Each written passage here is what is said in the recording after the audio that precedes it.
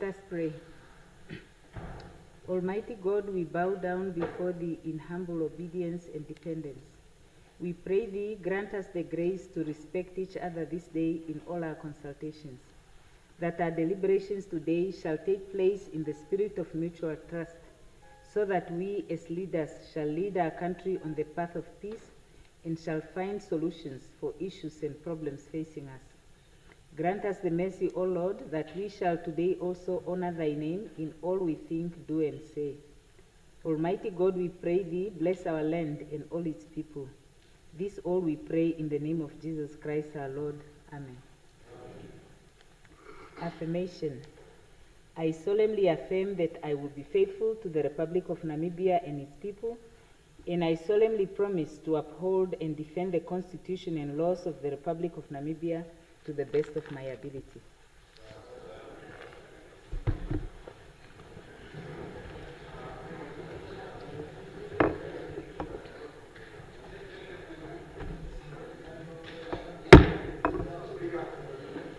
Yes, Honorable Ampanta.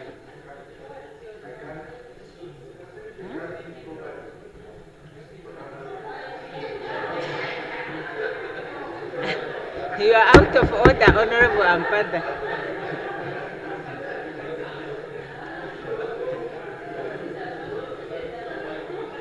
Are there any messages from the head of state? Any petitions? Reports of standing or select committees? Other reports and papers? Notices of questions? Notice of questions. I see Honorable Itope. You have the floor.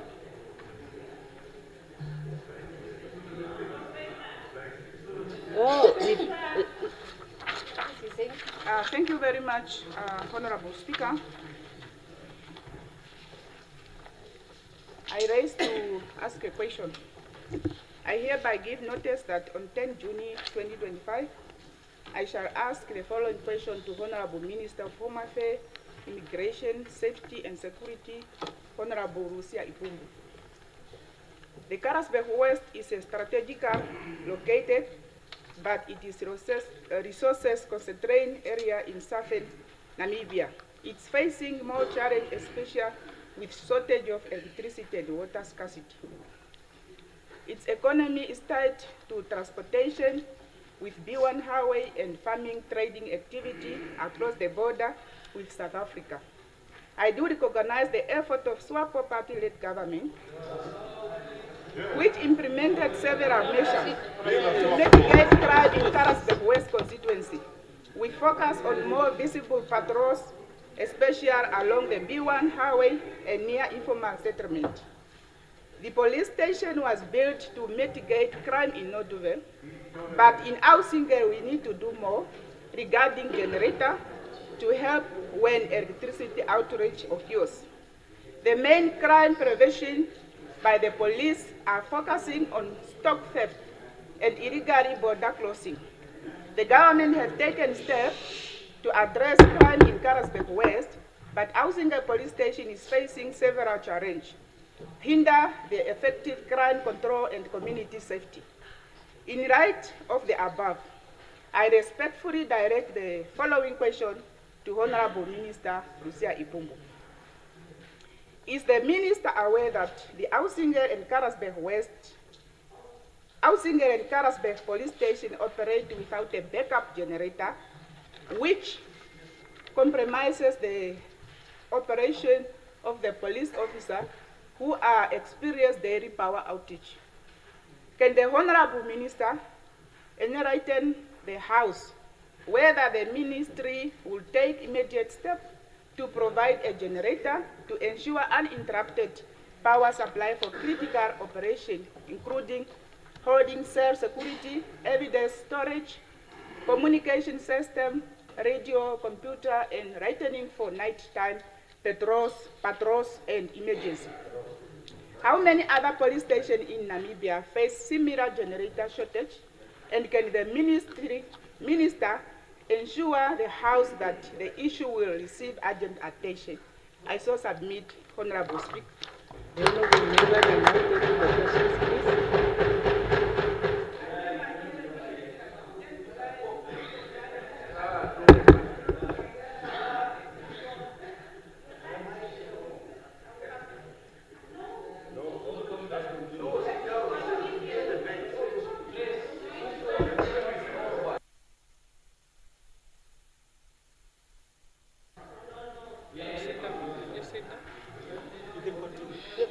You may proceed, honorable member.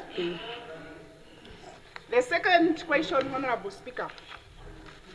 I hereby give notice that on 10 July 2025, I shall ask the following question to Honorable Minister of Health and Social Service, Honorable Rivanto. The well-being of women, particular mother, accompanying their sick or hospitalized toddler, is a critical issue to deserve attention in our public healthcare system. In several public hospitals across Namibia, especially in a rural and semi-urban setting, there is currently not enough provision for the mother or guardians who are required to stay at the hospital while their toddler receive medical treatment. As a result, many of these mothers are forced to sleep in the floor, in the corridor, in an open waiting area on Nanjokwe and Oshakati State Hospital. They often sleep without mattress, blanket, and even basic sanitation access, which is not only physical or emotional tiring for the caregiver, but also poses a significant health risk for both mother and the child, especially in case involving toddler. While I recognize and appreciate the ministry's ongoing effort to improve the quality of healthcare infrastructure, this challenge calls for urgent intervention as it's related to dignity, safety, and mental health. Considering the above, I respectfully direct the following question to Honorable Minister. Is the Minister aware that in many public hospitals, mothers of admitted toddlers are sleeping on hospital floor due to the lack of prepared resting or sleeping facility? What plan does the ministry have to ensure that mothers and guardians who accompany their hospitalized are provided with safety, hygiene, and dignified accommodation within or near hospital premises? Can the ministry provide a timeline or roadmap for addressing this issue? And does the ministry intend to integrate mother and child rest shelter as part of the future hospital infrastructure development or innovation project? I so submit, Honorable Speaker. Thank you. The honorable member may now table the questions, please.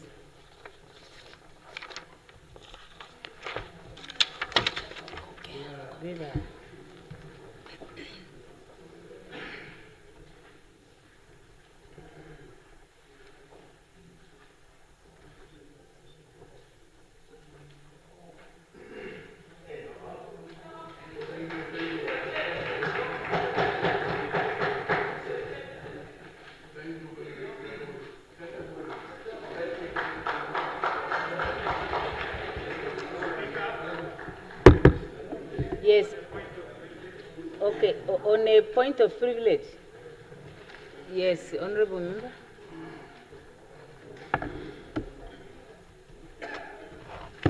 I just wanted to read the following to honorable members. Honorable Nekongo, listen. Members must, in accordance with sub-rule 4. Which rule is that you are reading? I'm reading Rule 73, sub-rule 2, paragraph E. Members, in accordance with sub-rule 4, be properly attired in accordance with the dress code of the Assembly when visiting the President of Parliament, attending the chamber or conducting official business on behalf of the Assembly. I'll proceed to read sub-rule 4 of the same rule. For purpose of sub-rule 2E, being properly attired, just for male members to know what it means. For a male member means a formal executive suit or a pair of long trousers, a shirt with or without a necktie and jacket, and you can go up to Roman numeral 3. Now my emphasis is when you are attending an event on your capacity as an honorable member, you will be well attired. Now I see the honorable member Balotti in a sports gear. Imagine. I don't know whether Tracksuit. this house has been reduced to a sports ground or a gym or what, that we attire like that. Honorable Because Minister. if he was attending an event related to Parliament, Yes. he was supposed to be well attired. A whole If minister. he comes here, A whole he minister. should be well attired. Zoom on him. So we should always be well attired in this house, because this house is an honorable house. We need to not a lead soccer by field. example. It's not a soccer field. Thank you, Honorable Speaker. Yes, thank you, honorable member. Honorable members, that's a standing rule, and I would like to remind all the members to please at all times comply with this provision. Yeah, I don't think that we even need to debate it. I think we just need to note it and be in compliance. Honorable Deputy Prime Minister.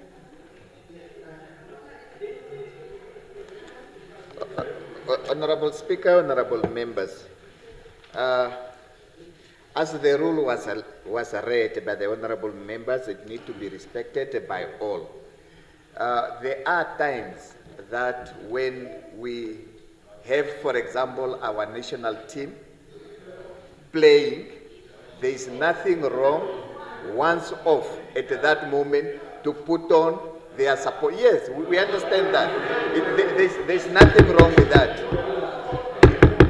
If it's a cultural day, if one day we have a cultural day, which is not in the law, there is nothing wrong to put up your things. As a way,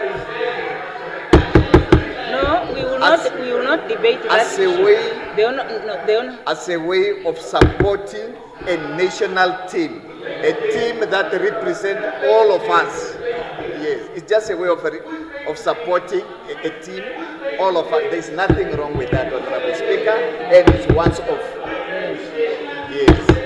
Okay, honorable members, I will make a ruling on this issue. I will make a ruling on this issue. When there is an occasion that warrants for us to have a special arrangement, let that be notified to the presiding officer, just in order that we don't create a confusion. So the rules are, honorable members, the rules are to be complied with when there is an explanation to be made, as the Deputy Prime Minister has done. That explanation can be made. The presiding officer will make a ruling, and I have made a ruling in that regard, so that if we need to do something, we declare that we are going to do something, and we do it once off. Okay? Agreed to. Now, I have a list here. I will continue with the Honorable Ampanda. You are not on the list, or are you raising on a point of order also, or privilege? Thank you, Speaker. We want everyone to be alive. All of us must be alive. There was a study done during COVID. And that study actually had to do with the respiratory system. I'm very happy that the Minister of Health is here. And that study spoke to this string, you know, like you people who wear that string and you tie it around your neck. You don't actually even breathe properly. What is the string? This tie thing that you have. No, You no, don't no, even no. breathe properly. It's a dangerous thing. You can die. No. You can't breathe. Can you imagine? You can't breathe properly. in the name of the rules, you call it a tie, Honorable and Amkata. you will die very soon when COVID comes. So be very, very, very careful. And Minister, you must intervene. Very you will die soon with that tie thing. When COVID comes, can you imagine? You can't even move. So it's just a friendly advice, Speaker. We want everyone No, to the advice. The tie advice plays no is out role of in order. anything. You can't breathe properly. What is the role of the tie on your neck? Does it make you smarter, or what is it? So please be healthy and take care of yourself. Honorable Member, you are out of order. I thought you were going to announce something that is helping us. Now, the next member on the list is Honorable Kanyemba, and he has the floor. Honorable Kanyemba. Okay. Thank you, Honorable Speaker. Honorable Speaker, I hereby give notice that on Thursday, 10th July 2025, I shall ask the Minister of Defense and Veterans Affairs the following. I rise on a matter of grave concern affecting the backbone of our national security, the men and women of our national defense force who serve with dedication yet face systematic neglect. The Namibian public deserves answers about why junior soldiers languish for a decade without promotion. Our promotion rates lag behind regional peers. No transparency criteria exist for career progression. This is not just about fairness, it is about combat readiness. When soldiers see no future in uniform, they leave for better paying jobs in private security, taking their training with them. Honorable Speaker, we cannot defend Namibia with a demoralized force. I therefore put the following questions to the Minister of Defense. Given the growing public concern about career stagnation in our defense force, can the Minister provide this House with the following? What are the standard criteria for promoting military personnel across different ranks? Can the Minister provide a detailed breakdown of promotion rates over the past 3 years, showing the number of soldiers promoted annually from private to warrant officers? The average time in rank before promotion at each level, how these figures are compared to the regional benchmarks. What specific reforms are being implemented to address the moral crisis? I submit this as priority questions to give its direct impact on military effectiveness and national security. I so submit. Yes, can the Honorable Member please table the questions? Can the Honorable Member please table the questions? Yeah, Honorable Members, I note the concern expressed that the sound is not, it's not of good standard on our gadgets. The Secretariat is hereby notified of that, but in the meantime, can we please use our earphones until the Secretariat has taken care of the problem?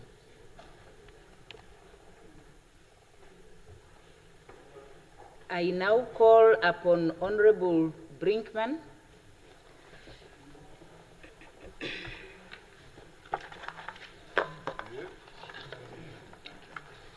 Honorable Speaker, I hereby give notice that on the 10th of July, I will ask the Honorable Minister of Health the following. The Honorable Minister announced on the 30th of June a decongestion strategy aiming to reduce overcrowding and long patient waiting times at key health facilities, especially in Windhoek, by increasing night shift staffing for Karatura Health Center, which will now have 5 doctors on night duty up from 3, and extended clinic hours for Ograngava and Ochimise, and Mahulili also in the line. I need to commend the Minister about this initiation. It's indeed a bold and a timely It's indeed a bold and a timely decongestion strategy. It's a clear sign of responsiveness for the real pressures faced by our frontline staff and patients all over the country. However, while we welcome these immediate interventions, there are burning questions in the following. Is there a formal policy outlining the roles, responsibilities, and the resource commitments? Will the ministry define standards, monitor compliance, and manage malpractice risk? Which categories of services and specialities are included in this initiative? How does the ministry plan to sustain the volunteer program in the long term without risking burnout or reduced morale? Given that only 15 to 18% of Namibians can currently access private health care, predominantly in urban areas, is there a plan to include rural and underserved areas where private presence is minimal? Lastly, what support mechanisms like the security, transportation, meals will be in place for our volunteer doctors? So I submit, Honourable Speaker. Yes, the honourable member may please table the questions. May you please table the questions? Honourable members, can I advise you to delay your applause in order that the members can hear when the presiding officer invites them to table?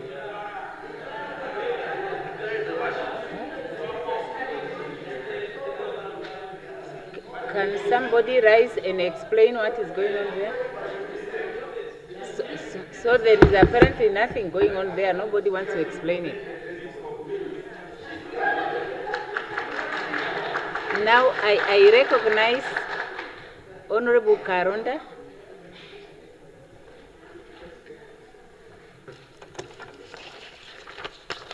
Thank you, Honorable Speaker. I hereby give notice that on the 10th of July 2025, I shall ask the Honorable Minister of Urban and Rural Development, Comrade Sankwasa James Sankwasa, the following questions. There's a community called Onongowe Ngaukuyame, Group B, resident at Greenwell Matongo, Evelyn Street, 3218. This community group had purchased plot 3218 from the city of Windhoek in 2004 as an unserviced residential plot. The group consists of 46 households, which translates to 675 inhabitants, of whom 321 are old age pensioners, minors, and persons living with disabilities. They have built themselves one toilet for the male members of the group and another for the female members of the group, as well as one communal tap, water tap. The city of Windhoek had disconnected the water supply, and the communal tap stands dry and without running water. This is due to an outstanding water debt. In 2006, the city of Windhoek started to charge the residents a penalty fee for failing to build brick houses.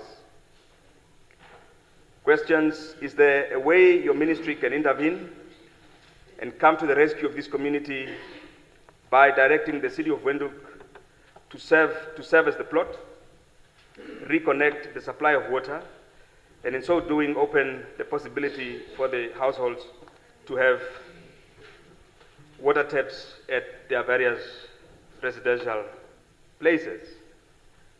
Considering the fact that over 300 inhabitants of this plot are old age pensioners and minors, as well as people living with disabilities, will your ministry be in a position to help the community with debt cancellation?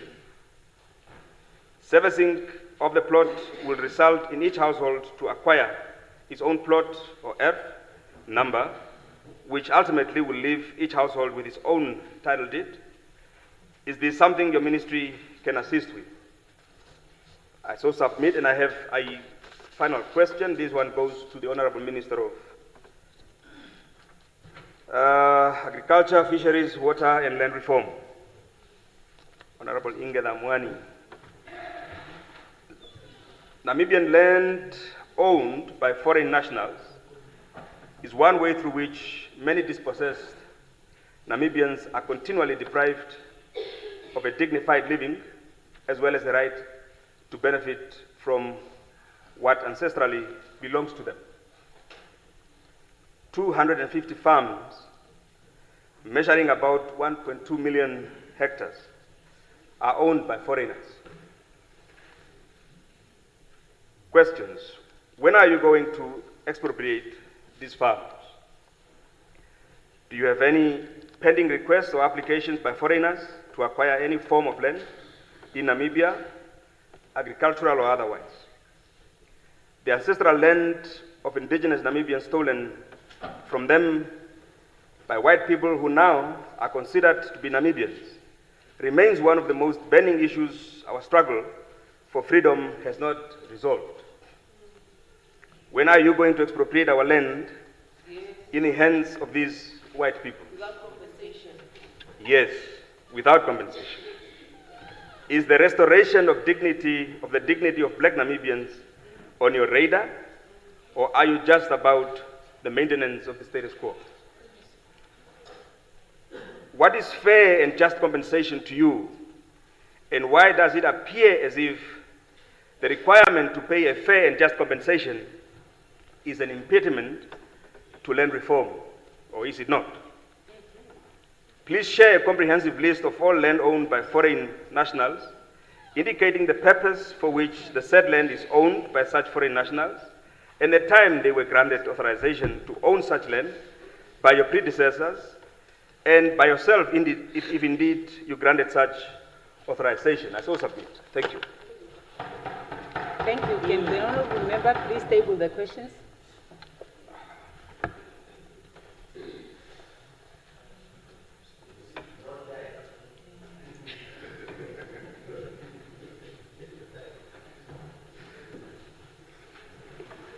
I now recognize Honorable Ifikwa.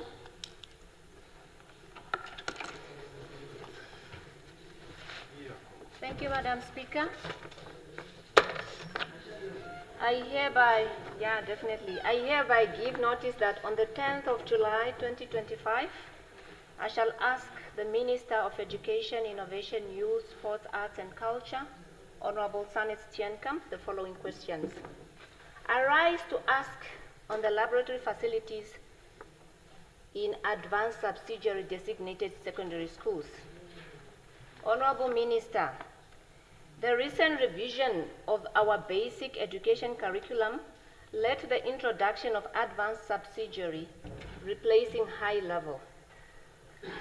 Although this change is a welcomed development, opening up more opportunities for our young people, both locally and internationally, perceived poor implementation may just deny our youth potential study opportunities that comes with it. Through NEAD coordinated programs, subject teachers were taken through tailored workshops and subject meetings in order to capacitate them to be able to implement the revised curriculum smoothly. However, school laboratories were not prepared at all, leaving them largely not responsive to the needs of the new curriculum. The ministry is simply putting new wine in old bottles and expect it to work. This is factual in the subjects like physics, chemistry, and biology. These subjects have laboratory-based lesson and final practical examination of paper 3 to be written in a laboratory setting. However, instead of using laboratories, learners write their final practical examination using ordinary and dining halls as well as normal classrooms, which affect their results. But also put their lives and that of their teachers at risk because of the hazardous nature of chemicals that are being used. According to various examiners' report, Honorable Minister, since the inception of advanced subsidiary curriculum implementation, most practical work could not be conducted throughout the year. In order to develop the skills that can be applied to the requirements of the examination, and consequently, the majority of learners did not show understanding in scientific methods, as well as the ability to design, the ability to carry out, the ability to evaluate experiments with confidence and competence as it's stipulated in the syllabus. It is therefore against this background that I ask the Honorable Minister the following questions. Number one, is the Minister aware and able to admit to this August House that our school laboratory facilities are not responsive to the needs of the new curriculum in physics, chemistry, and biology? Number two, does the Honorable Minister know that the advanced subsidiary learners in physics, chemistry, and biology write their final examination not fully well prepared because of lack of laboratory facilities in AS designated schools? Number three, Honorable Minister, are you aware that the limited capacity of existing laboratory facilities affects the performance of AS learners in the above mentioned subject in such a way that A, some schools have to make learners write insertions, while others are writing, the remaining group of learners are quarantined somewhere, waiting for their turn. A situation that can take up to a night, depending to the number of learners in a given school. How can the Minister expect the learners to prepare for the next examination in this situation? Number four, is the Honorable Minister aware that using hazardous substances for practical examination in an unsafe venues like halls risk injuries, loss of lives, and property damage, as well as costly lawsuits against the government?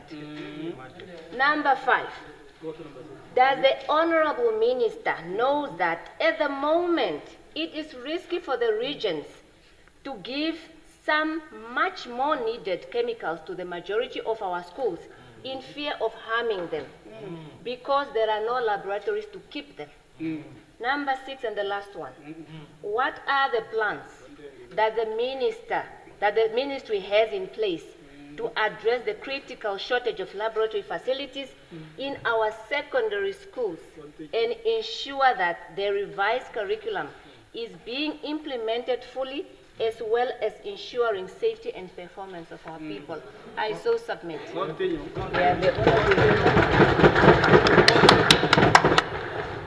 The Honourable Member may please table the questions. The Honourable Member may please table the questions.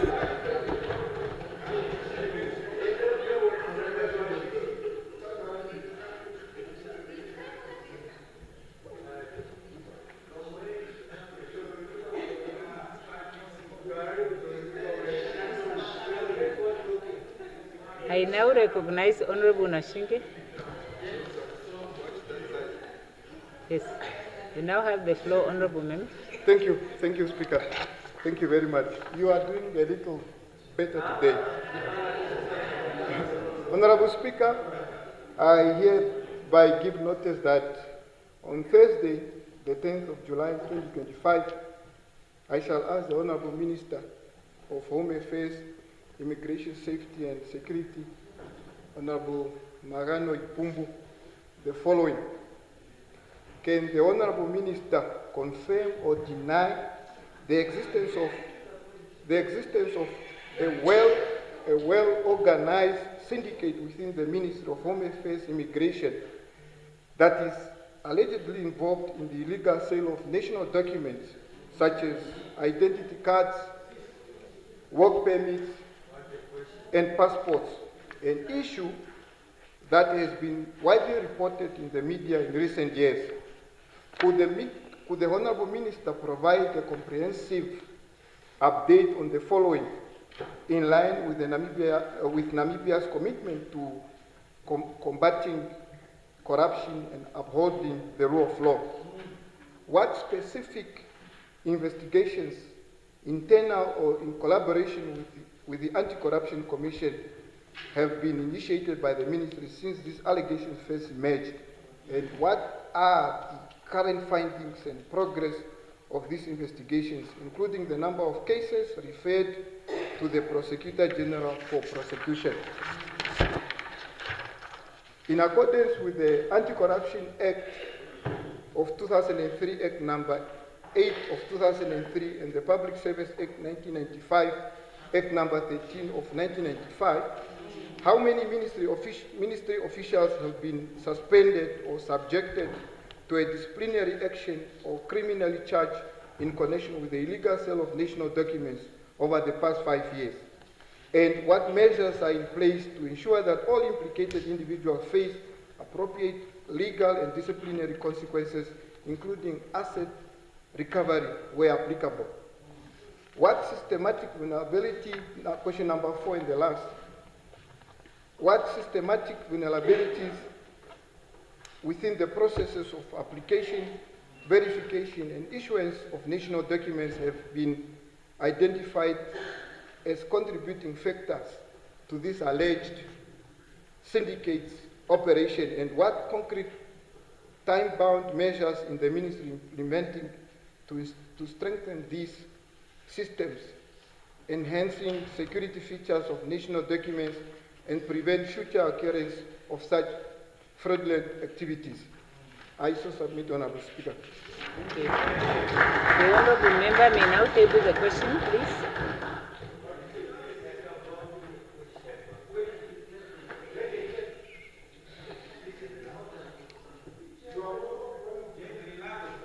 I now recognize Honorable Kandorobu.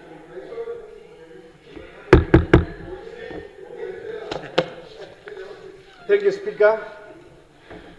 As per your advice and discretion, I hereby give notice that on 12 September 2025, I shall ask the Right Honorable Prime Minister, Dr. Elia Shitungangurare, the following questions.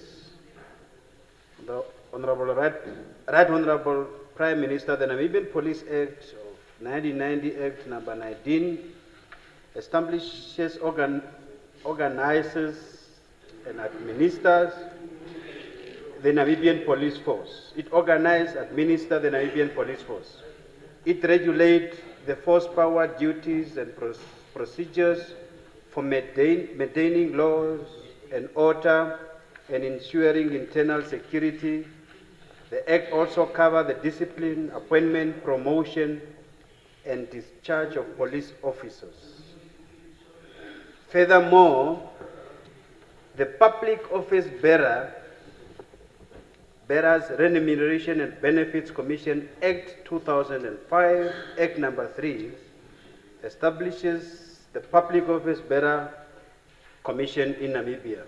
This commission is responsible for advising the President on the remuneration and benefits of public office holders. The President ultimately determines the remuneration and benefits of public office bearers based on Commission's recommendations. The Act also outlines procedural matters related to the Commission's operation, such as meeting and reporting. The Act defines a public office bearer as a member of Parliament, a member of Regional Council, or any other person declared as such by the President through proclamation. It does not talk about an SG of a political party.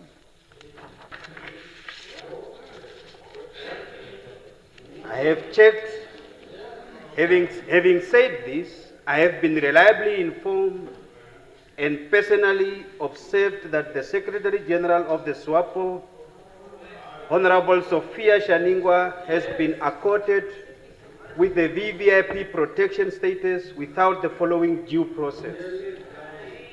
I have checked there is no correspondence from POBC to the President, and that effect, the Presidency never issued any proclamation in Gazette to give that VIP protection to an ordinary SG of one political party in Namibia. The police also confirmed that there was no case of threat to the life of Honorable Shanigwa to be accorded that protection. She is free and happy, and we love her. No harm will be done to her. Question number 1. What criteria did the government use to give VVIP protection status to the incumbent SWAPO Secretary General Honorable Sophia Shaningwa?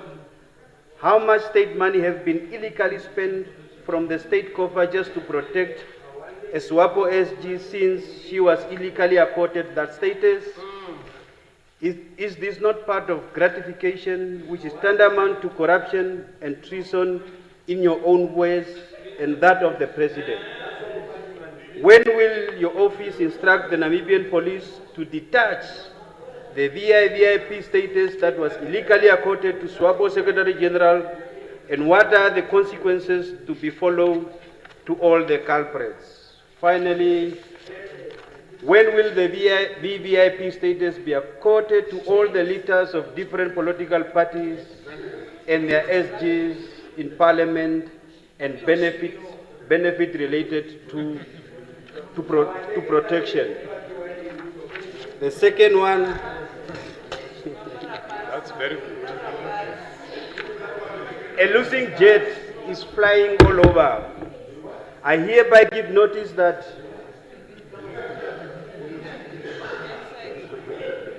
on 12 September 2024, I shall ask Minister of Health, Social Services, Honorable Esperanzo Luvidao, the following questions.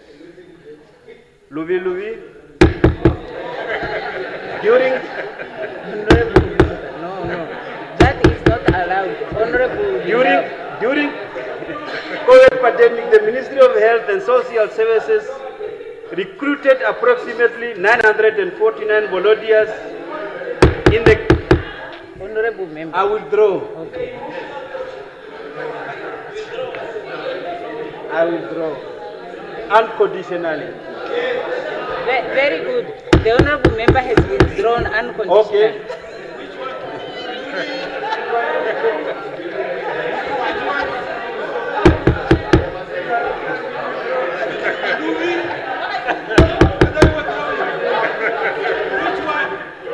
Honorable Member, Can you proceed with your question? Your time is up.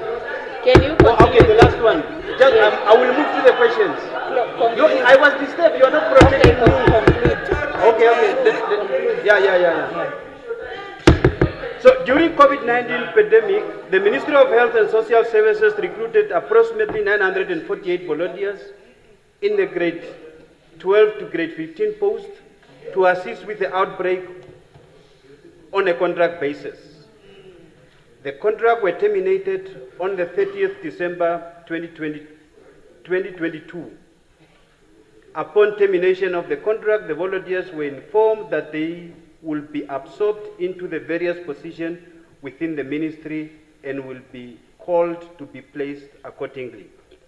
On the 4th of October 2022, the ministry wrote a letter to Cabinet requesting the Cabinet to allow the ministry to fill in some of those posts in critical areas to boost the healthcare system services.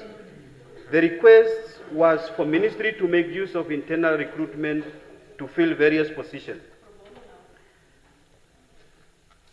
In response to the request of the ministry, the Secretary to Cabinet, Mr. Simata, confirmed the position that granted the ministry permission in letter dated 19 October the same year, 2022, to go ahead with their requests, provided that the vacant position to be used have already been approved for filling and that budgetary provision has been made to that effect.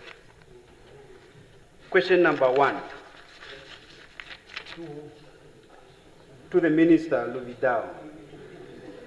When will the COVID-19 volunteer be employed into the vacant posts for the grade 12 to 15 posts as per the ministry request to cabinet, a request that was approved? Why the COVID volunteers were not absorbed into various posts as per the ministry request? Reason being, will there be a provision for new budget for the employment of the COVID-19 volunteers? How does the ministry intend to address the shortage of healthcare workers in the country? See attach all correspondences in this regard. I so submit. Okay, the honorable member may now table the questions.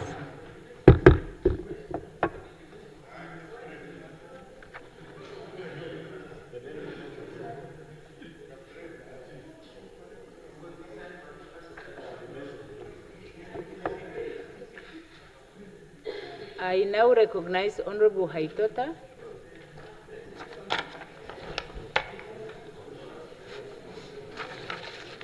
Thank you, Honorable Speaker.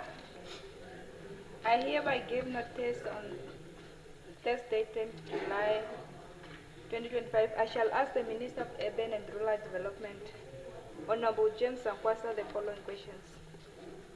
Honorable Speaker, I rise to ask the following questions regarding Combat Town, a historic mining settlement in the Ochozon-Juba region that continues to operate in a legal and governance vacuum despite its economic significance and renewed mining activities.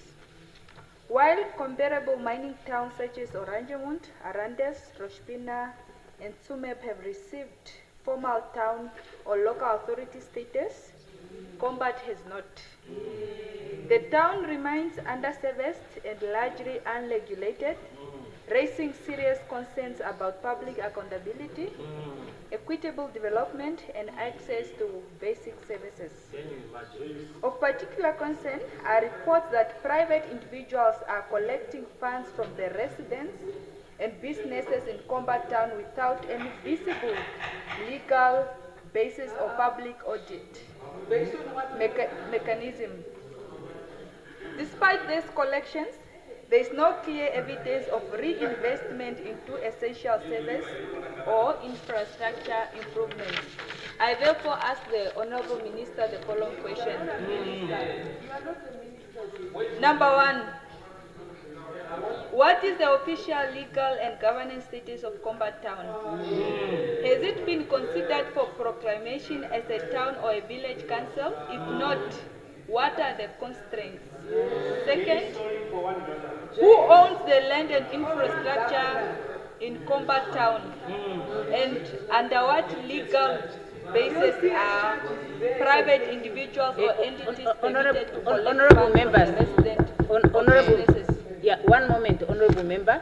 I did rule yesterday, and we agreed that where there are concerns, those should be raised at another platform.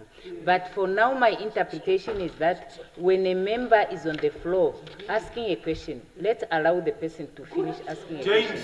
Otherwise, we are just going to... Sit down! Okay, let's have feelings. You don't have a floor. Yeah. Honorable Member.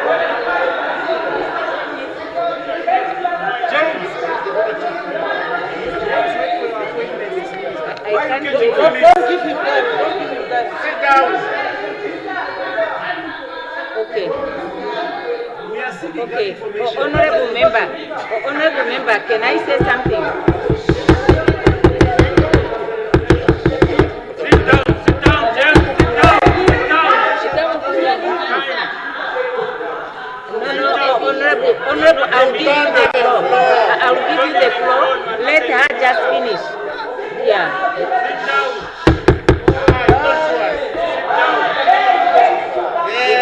Honorable members. Yeah.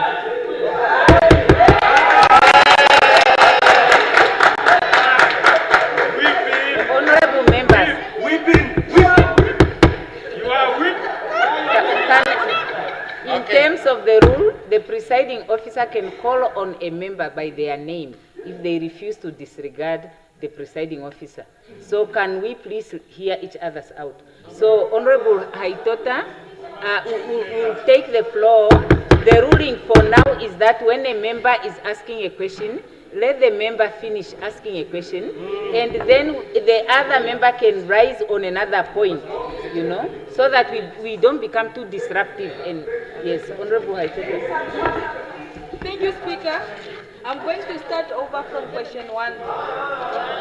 My first question. No, Honorable, just continue. Just continue. Okay. The third question, how much money has been collected from the residents or businesses in the combat town since the reception of the mining activities or private control? Fourth one, what structures or legal provisions exist to audit such financial activities and protect the community's interests?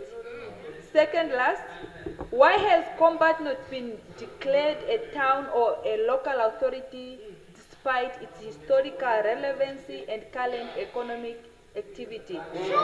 Last question, what action is the ministry taking to ensure combat residents are protected from the informal governance, financial exploitation, and service neglect? I so submit, Speaker. Yes. Can the honorable member please table the question? Yeah. No, I will give the floor after the honorable member has. Yes.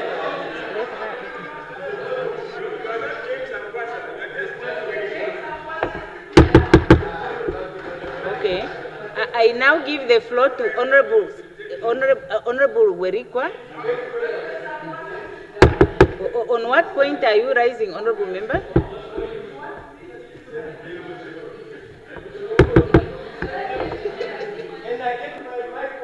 Think on, Honorable Speaker. Thank you very much.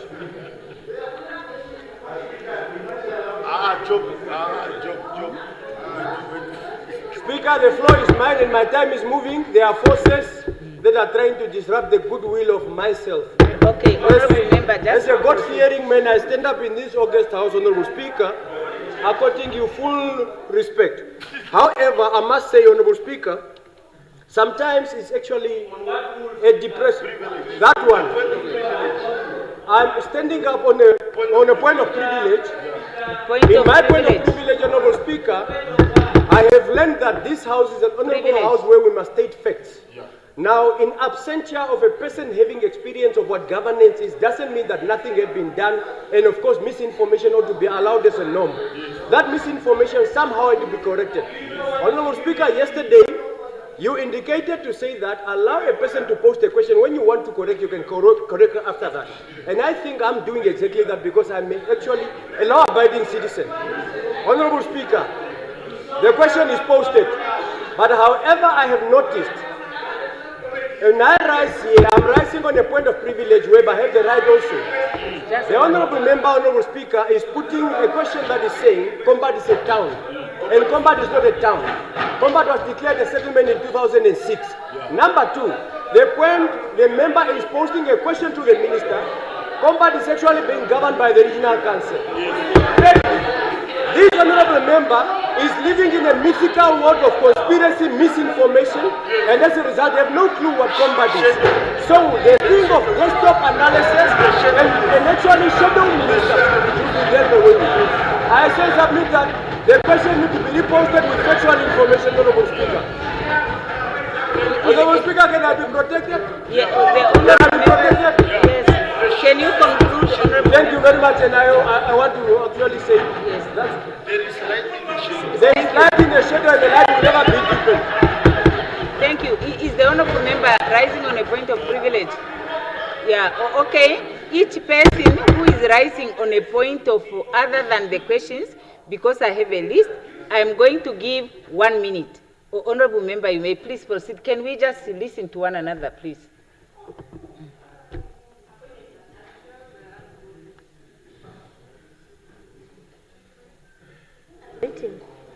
Thank you, Honorable Speaker. Honorable Speaker, this disruptiveness is not helpful at all. And it's an irritation Young children at home, elders are watching, and we must be exemplary. No, I can speak on my behalf, and I don't want any other person to speak for me. Honorable Speaker, this disruption is not helpful. It's not exemplary at all, and it's not a good impression we are giving to the nation. They are looking up to us. What we expect from the nation must come from us, first and foremost. And I submit, Honorable Speaker, that through you, and please, that you are leaders. We all are leaders. We all are leaders, so we must behave like leaders and be exemplary. I so submit on. Thank you, Honorable Member. So now, honorables, I will give the last point to Honorable Ampanda, 1 minute. And after that, honorable members, we will return to the list. 1 minute, Honorable Ampanda. Yeah, so I'll definitely be very short, Speaker, because Honorable Chief Whip have already dealt, so I won't take long. They've already given direction. What I'm also just adding shortly, Speaker, is this. Once the procedure says we must put a question to a minister, yeah, if the question is wrong, the minister will indicate that that question is wrong. Yeah, it's not for us, because once we open up that, it basically means that we will also be debating the question. So the rules are very clear in terms of that, of that direction. So the minister will answer. Yeah, the minister will answer. The question is submitted in writing, and it's also be. If you have right information, you want to help the minister, go to the minister and advise the minister. But the question will be answered in accordance with the rules. Thank you, Speaker. Yes. Now I recognize Honorable Klute. Honorable members, can we please, Honorable Klute. Okay, 1 minute. It's okay. Honorable members, please, 1 minute. Point of order. No. Speaker, you made the decision already that Honorable Paula and Honorable Job is the last. Now you are going back to your decision. No. Honorable members, can we conclude this matter? Can we conclude, hopefully, 1 minute, Honorable member, please, 1 minute. Yeah. Sit down. No. Now, Speaker, myself, I want us also to really stand by this book when it comes to the time allocated to asking a question. The time is 3 minutes, and we have seen people going until 5 to 10 minutes. This is delaying us each and every day, Speaker, that we have motions in the orders of the day untouched up to today, because we keep on spending much time on the questions. So, Speaker, I'm really appealing for us to stick to the 3 minutes for every question. Thank you, Speaker. That's a point where we proceed to Honorable Klute. It was Honorable Klute. Secretariat must help us with that. Please, let's stick to the rules so that we can go through our agenda. Honorable, you have the floor. Honorable Speaker, I hereby give notice that on 10th July 2025, I will ask the Honorable Minister of International Relations and Trade the following. Namibia signed the Africa Continental Free Trade Area Agreement on July 2018, ratified 2019, yet only gazetted its tariff schedules nearly 6 years later, December 2024. Our first export under this agreement, compromising 45,000 tons of salt destined for Nigeria, was dispatched on June 2025. This marks a protracted 7-year journey from commitment to execution. Salt is classified by industry experts as a basic commodity with minimal value addition potential, largely logistical in nature. This export does starkly contrast with our declared policy focus on industrialization, manufacturing, and value addition through strategies such as growth at home. Additionally, despite the government's policy to foster SME participation within the Africa Trade Area. The inaugural shipment was executed by Walvis Bay Salt Holdings, a large-scale commodity enterprise, highlighting a disconnect between stated SME empowerment objectives and actual trade practices. Given these observations, I pose the following questions. What specific time-bound commitments will the Minister provide to ensure Namibia's subsequent AFCFTA exports include significant value-added manufactured goods beyond raw commodities? Considering growth at home strategy's emphasis on commodity-based industrialization and value chain development, what specific industrial projects are currently underway to enable Namibia to export value-added products such as processed agricultural goods, manufactured textiles, or beneficiated minerals under AFCFTA? When will Namibia dispatch its second AFCFTA export consignment, and what specific products will it include? Can the Minister assure that the next shipment will feature diversified product categories beyond raw commodities, clearly reflecting genuine economic diversification? Given the critical importance of the AFCFTA for Namibia's economic transformation, will the Minister commit to providing regular ministerial updates to Parliament detailing volumes and values of all exports by product category, numbers of Namibian companies actively participating, specific progress on value addition projects, and comparative analysis of Namibia's performance relative to other African countries? Honourable Speaker, I so submit.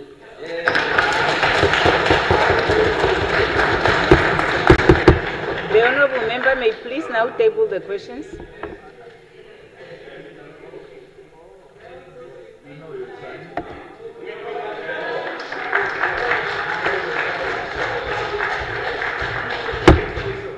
Thank you. Now, it's break time now.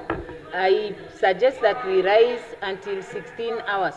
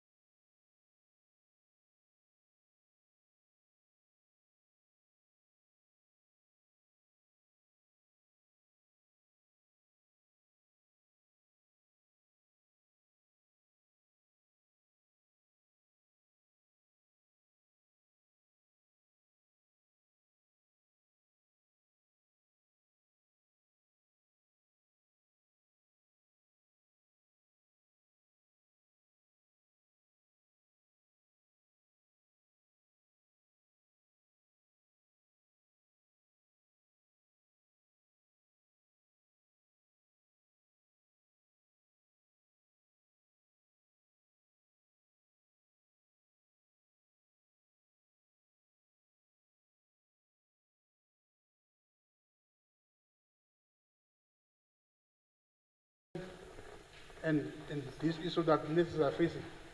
I thank you. I hope it stands the agency. Okay. Honorable members, maybe we must just help each other. My understanding of agency means it's something very burning that cannot wait for an answer, and that is of a dire need towards us and the public. That's how I understand it. So therefore, when you bring a question of a decision that has already been taken, overtime removal, and so, and it was even, I remember, if I follow vividly, Honorable Mongo put a question in that line, if you can bail me out, about a particular issue, deregistration and readmission. Now how, the question is already posed, the matter stands, and that's why I'm saying the matter receives attention. But agency means, that's what I'm saying, that's why you are given the discretion as a presiding officer, but maybe we must help each other in terms of the definition, what do we regard as urgent. But I know, like the question of nurses, it's not to say it's not urgent, but I know, if I remember even in the questions, I'm sure members, we're all together here, Honorable Mongo has posed a question in that line. So therefore, since I've got latitude with you, your body was very intimidating, but let me rule you, not urgent, my brother. Okay, Honorable Kambwa.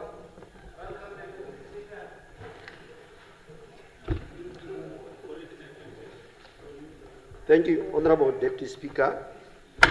Just a correction on the pronunciation of my name. Kumbwa. You have Shumbwa, you have Kwambwa in Namibia, but mine is Kumbwa. Thank you. Thank you. Yeah, no, Honorable Deputy Speaker,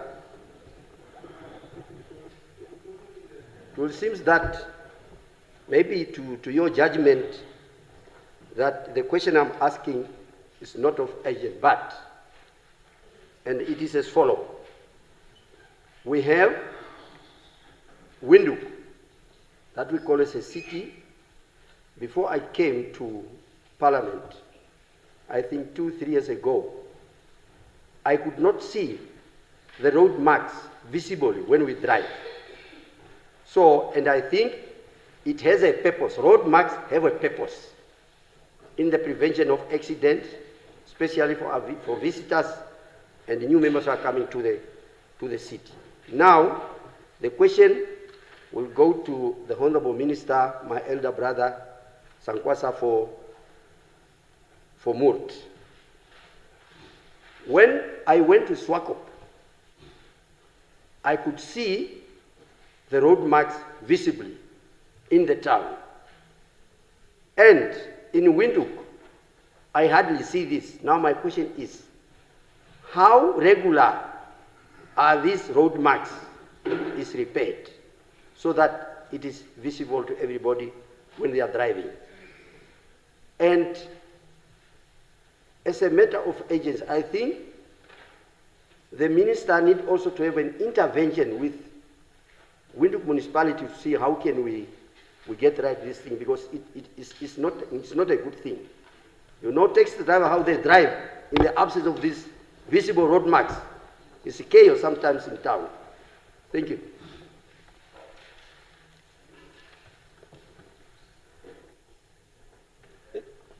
Is that the urgent question, Honorable Member?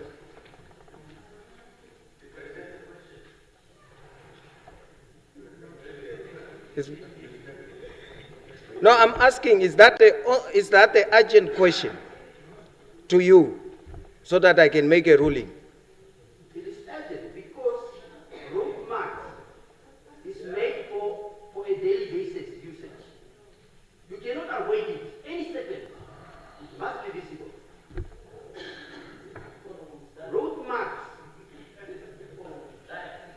Road marks have their purpose for safetyness on the road. It's an everyday practice. We cannot omit. It's very urgent to me. Okay. I don't know how you judge it, Honorable Deputy Speaker. Thank you. Thank you. Yeah, no, maybe to be fair, for the usage of pedestrians, for the usage of for the benefit of the road users, the road marks. Are you able to share some light, Honorable Minister? Thank you very much, Honorable Speaker. Honorable members, the question is very, very important but not urgent. Because why? Road marks, potholes did not occur overnight, and they cannot be solved overnight. However, I take cognizance of the question because that is not only for the two municipalities that the honorable member has stated.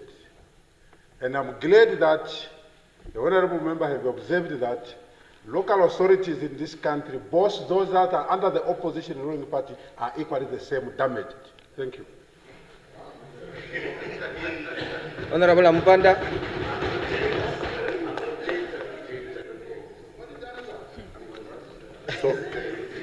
So, Chair, I didn't want to be disruptive earlier because I couldn't, when you made the ruling. The dilemma that I sit with is that the Speaker has given us a test. And that test was, unless I'm just asking if they have an additional instrument, that test was that the member may not have had an opportunity. That's one of the elements. The member may not have had an opportunity. You came across the information. You may not have had an opportunity for putting that question in writing. That was one of the tests. But I guess maybe one of the dilemmas that I did not, in the interest of time, I did not go in the details. I would assume that the minister was seemingly aware. I did not go in detail so that I can perhaps assist you in being able to make that determination. Just those two clarifications. I don't want to have I respect your ruling. I just wanted to have that understanding. If it's my fault that I did not provide the necessary, the other element that necessitates the agency, because the minister have taken a decision, have given a specific direction, and the question was that how do we then make sure that we don't have confusion coming in the public? Post your question. I guess maybe if it's my fault that I did not elucidate the question to enable you to make your determination, it's fine, I will accept. I just wanted those two questions. You see, Honorable Member, I will give you, Honorable, but you see, we are also following, and we are helping each other. Now, when I read at urgent oral questions, the presiding member may allow time for urgent questions to ministers on any sitting day, which is 20 minutes. Urgent questions may be asked without notice, which it's your right, then must be short and to the point, and must be far as possible be answered immediately. You see? So a question of that. But if you have elaborated, but now when you bring, what is it, Engineering Council of Namibia, and so it becomes general, you understand. But when you address your question to say, Honorable Minister, NIDA, you have taken this action, how are you going to safeguard that action is implementable? Then that one is a fair question. But if you include engineering, I said Electoral Commission, Engineering Council of Namibia, then the question becomes expansive and more general, isn't it? That's my understanding. Okay, Honorable Deputy Prime Minister.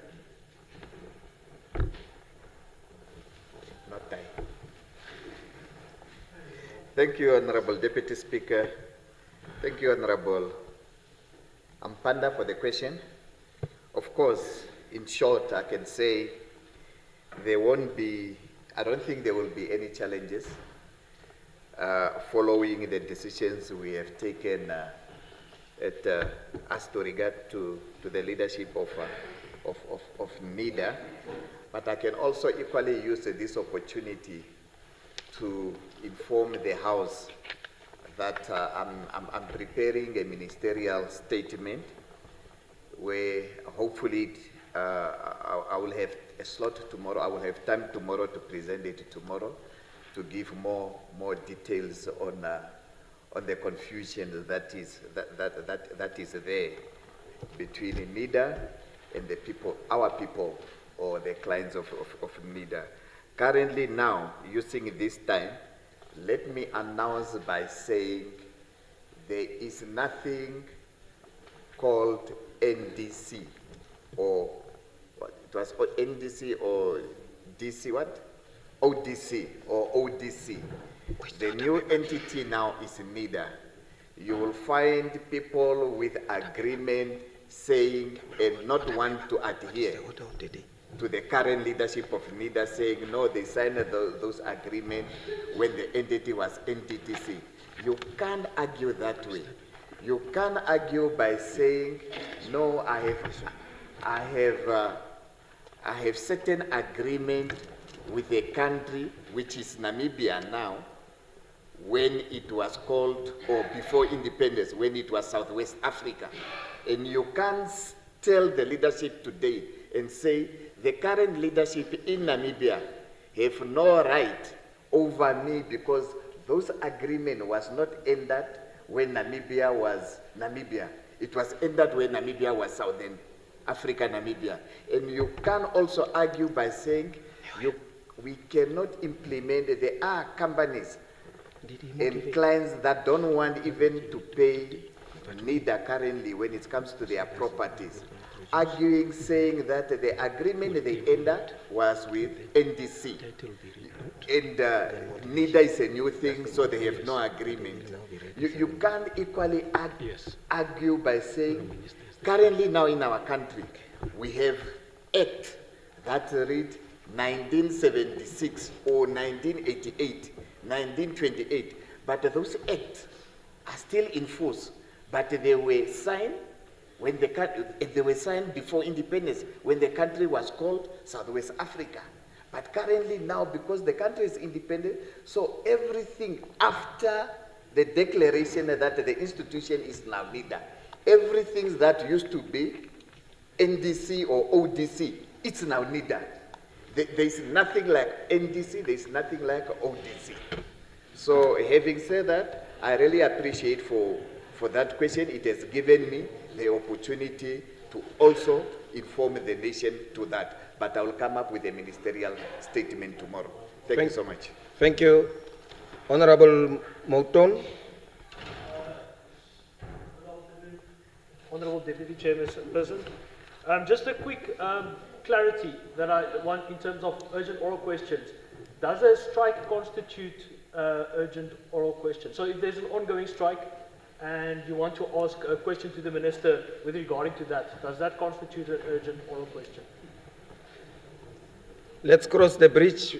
You have the opportunity. No, I'm just asking so that I can get a bit of clarity for future reference, because also my Patriot Kalangula here asked the urgent oral question about the ongoing strike that was a few months ago, and then he got shot down as not an urgent oral question. So I'm just trying to determine where we sit, because I feel a strike is an urgent matter. So just so that we can perhaps have a bit of a criteria, what is, I understand things regarding health that are very prominent, but I also feel strikes. So maybe we can sort out a criteria where we can say these are where the things fall in terms of urgency. Thank you. I concur with your proposal. You've actually given the answer. So it means it's not for this platform. Let's create a platform. Let's get the framework in which what we determine as urgent and so. But as I've ruled on with, and I think Honorable Amupanda agrees, when the question is directly NIDA, but when the question is NIDA and Engineering Council of Namibia, it's expanded and it becomes too vague for a particular person to deliver a quick answer. Because one of the criteria of an urgent oral question is it must be able to be answered immediately. Now, when it includes NIDA, it includes, that was my thought, and it includes Engineering Council, it becomes now two distinctive responsibilities. Can it be answered immediately? I don't think so. And that's why I rule. But that does not say the question is not important. It just means that, but when you bring a question on a written question, there is no dispute. The presiding officer, you don't bring him in. You read your question, and the question is passed over to the responsible person. But the one of oral, that's where, and that's why I'm saying, I'm giving you my line of thoughts on the previous questions. To say, I remember health, important, but I remember the issue being addressed. I remember NIDA, but the fact that ECN was included, it becomes for me too vague, and the person answering is not even responsible for ECN and so. But then the person question was reduced, and if it's a strike, I'm saying that determination will determine. If it's a legal strike that has followed through the process, then it's a legitimate strike, and so. But I agree with you, we need maybe to have a platform to engage and to set the framework. But the framework will always be subjective to the interpretation of the presiding member. Thank you. Notices of motions. Ministerial statements. Oh, motions. Okay, sorry.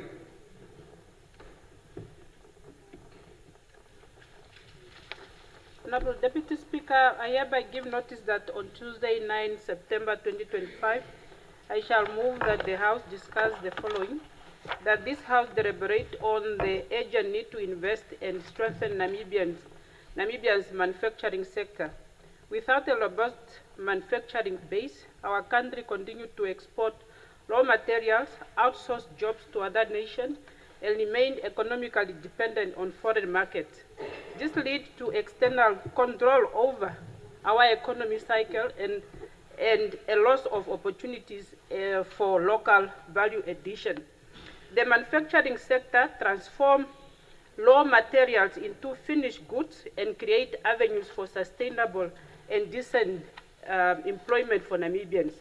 By not developing this sector, we are in fact exporting jobs that could otherwise empower our citizens and stimulate domestic economic growth. Current trades indicate that it shows that Namibia import rate significant outweigh its export of finished goods, further underlining the urgency of this matter. This imbalance highlights a missed opportunity to localize production, reduce dependence, and foster inclusive economic development. I therefore submit that this House discuss and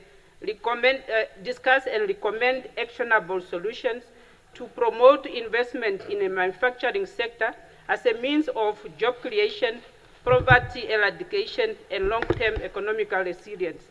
I further propose that this motion be referred to the relevant Parliamentary Standing Committee for thorough investigation and the formulation of concrete recommendation to be reported back to this House. I so submit, Deputy Chair. Thank you. Can the honorable member please submit the motion?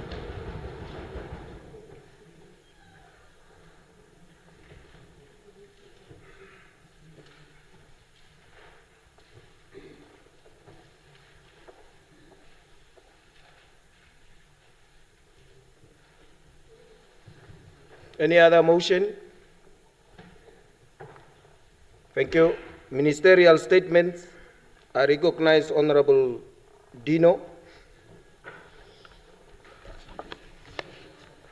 Honorable Speaker, honorable members, yesterday in our ministerial statement, Honorable Professor Mupanda asked whether students were relocated with the upgrading and renovations of the Region 5 Youth Games. I erroneously stated that no students were relocated. Allow me to correct the statement by stating on record that a total of 375 students were indeed relocated. I wish to start by stating that the students were consulted by the Directorate of Student Affairs, UNAM Management, UNAM SRC, as well as the Housing Committee members. As such, the 375 students were moved to the Concordia Hostel to the completion of the games, which is on the 12th of July of this month. To further note that 60% of the 375 are writing second opportunity, while 40% are medical students who are busy with practicals at the hospitals. Allow me to also confirm that food is being delivered and provided on a daily basis, as there are currently no cooking facilities at the mentioned hostel. Transport to and from the university, as well as enhanced security and Wi-Fi, has been provided for.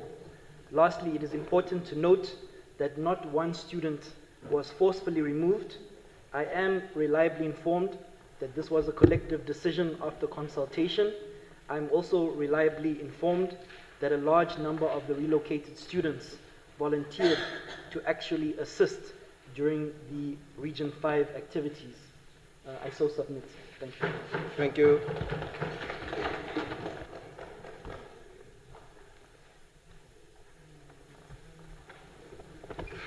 Yeah, after the ministerial statement, the Speaker may, in his discretion, allow short questions to be put to the Minister, making the statement for the purpose of elucidating it. Is it in that line, Honourable Member?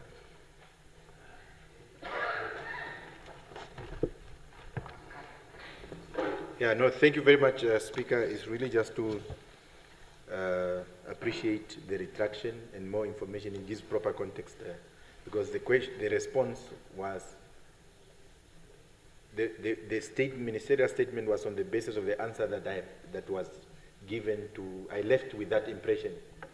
Now that impression has been corrected, and I'm just rising to appreciate that. Thank you, Speaker.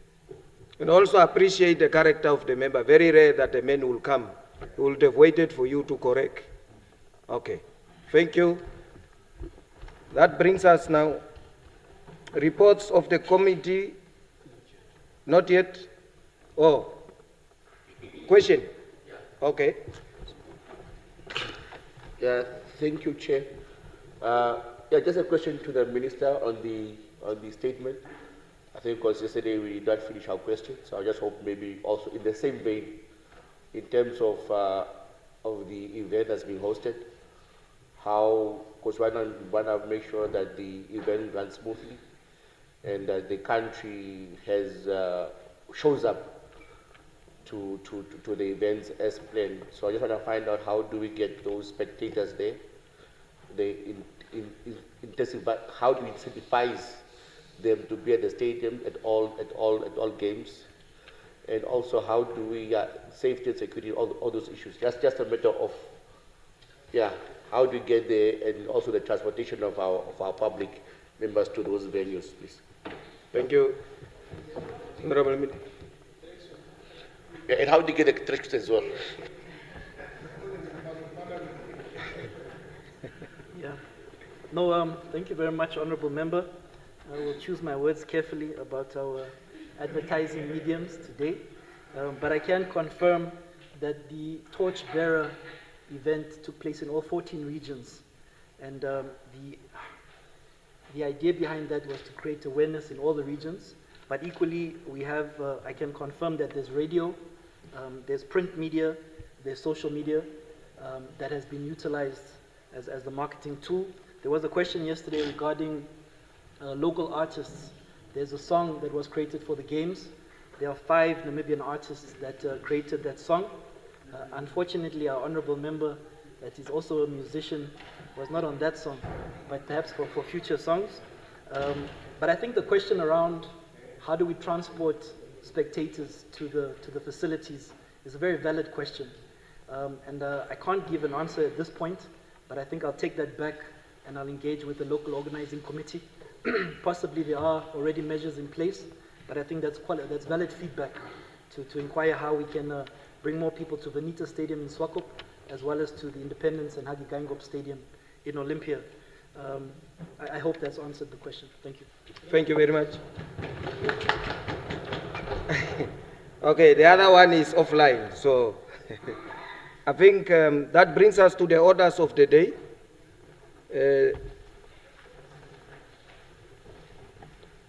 The first order of the day,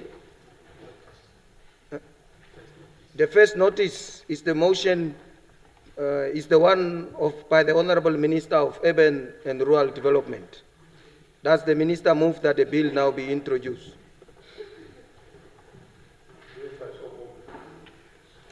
Honourable Speaker. Who seconds the motion? Is there any objection? Then it's agreed to. Will the Honourable Minister please table the bill?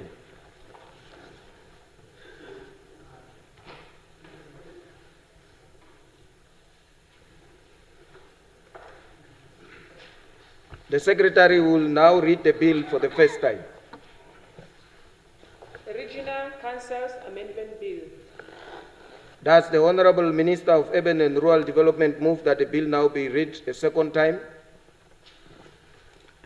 Yes, I so move, Honorable Speaker. Any objection? Who seconds? Agreed to. Honorable Minister, you now have the floor.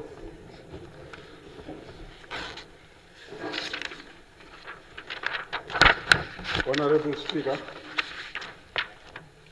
honorable members of this August House, I'm happy to stand before you today to introduce the Regional Council Amendment Bill 2025 for your consideration and endorsement.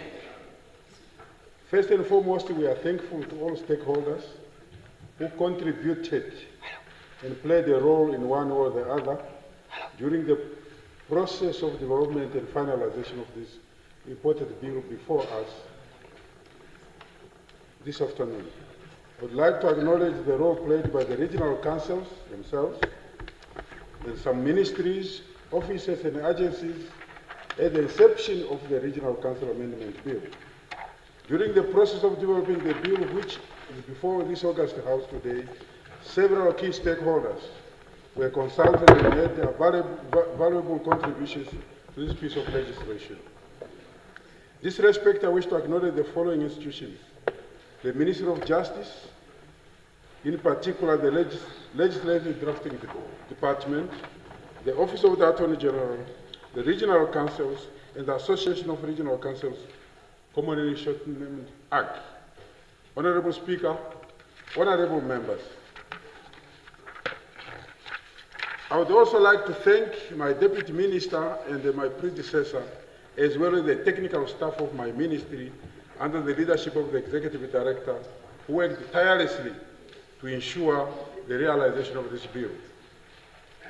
As the honorable members are aware, Chapter 12 of the Constitution of Namibia, in particular Article 103, sub 3 of the Namibian Constitution, provides for the establishment of regional councils for every region. It further provided under Article 102, sub 3, that every organ of regional and local government shall have a council as the principal governing body that is freely elected in accordance with the Constitution and the applicable law Act of Parliament, with an executive and administration to carry out lawful resolutions and policies of such council. Moreover, Article 110, subsection 1 of the Constitution provides for, among others, the holding and the conducting of council meetings, the filling of casual vacancies on regional councils, the manner of appointing staff members, methods of determining the conditions of service, matter relating to the employment and the availing of staff members in the public service by the Public Service Commission to regional councils, as well as all other matters incidental to the administration and functioning of the regional councils, as may be prescribed by an Act of Parliament. Honorable Speaker, honorable members, currently the administrative affairs of regional councils, such as the appointment and the discipline of staff members, among others, are regulated and administered by and within the framework of the Regional Council Act 1992, which is Act 22 of 1992, as amended. However, in terms of Section 24 of the Regional Council Act 22 of 1992, as amended, several provisions of the Public Service Act 2 of 1980 were retained and are thus applicable to regional councils. Despite the fact that the Public Service Act of 1980 was repealed by the enactment of the Public Service Act 13 of 1995, the adoption of the selected provision of the Public Service Act 1990 relating to human resource management in regional councils kept such provisions alive and applicable to regional councils. Consequently, the provisions of the Public Service Act 1980 have rendered human resource management and administrative processes in regional councils too cumbersome and not user-friendly. It has also been observed that certain administrative processes are not provided for, and where such provisions exist, they are not adequate enough for administrative efficiency and effectiveness. In certain instances, some provisions have been overtaken by developments in other laws and generally accepted practice. particularly in relation to standards that conform to administrative justice and fairness. Honorable Speaker, honorable members, the Regional Council Act in its current form vests most, if not all, powers or authority pertaining to human resource administration in the Council, which is the political body. Therefore, a situation where powers and authority over administrative functions such as staff appointments, discipline, vests in a political body present a challenge as it creates room for administrative processes to be subjected to undue political influence or being politicized. Although Section 29 of the Regional Council Act 22 of 1992 provides for the delegation of powers by regional councils to the management committee of or the chief regional officer or other staff members, experience has shown that in most regional councils, this provision is rarely utilized. Ideally, power to perform certain administrative functions such as those referred to above should be delegated to the executive body, the management committee, while the regional council, which is the political body, would focus more on policies and other strategic issues of political and developmental nature of the region. Furthermore, among the challenges being experienced with the current legislation is the cumbersome and outdated disciplinary procedures prescribed under the Public Service Act 2 of 1980, which is often challenged on the grounds of administrative justice and fairness. Moreover, the appointment of staff members in acting capacity and the payment of acting allowance under such circumstances are among the issues not provided or regulated under the current law.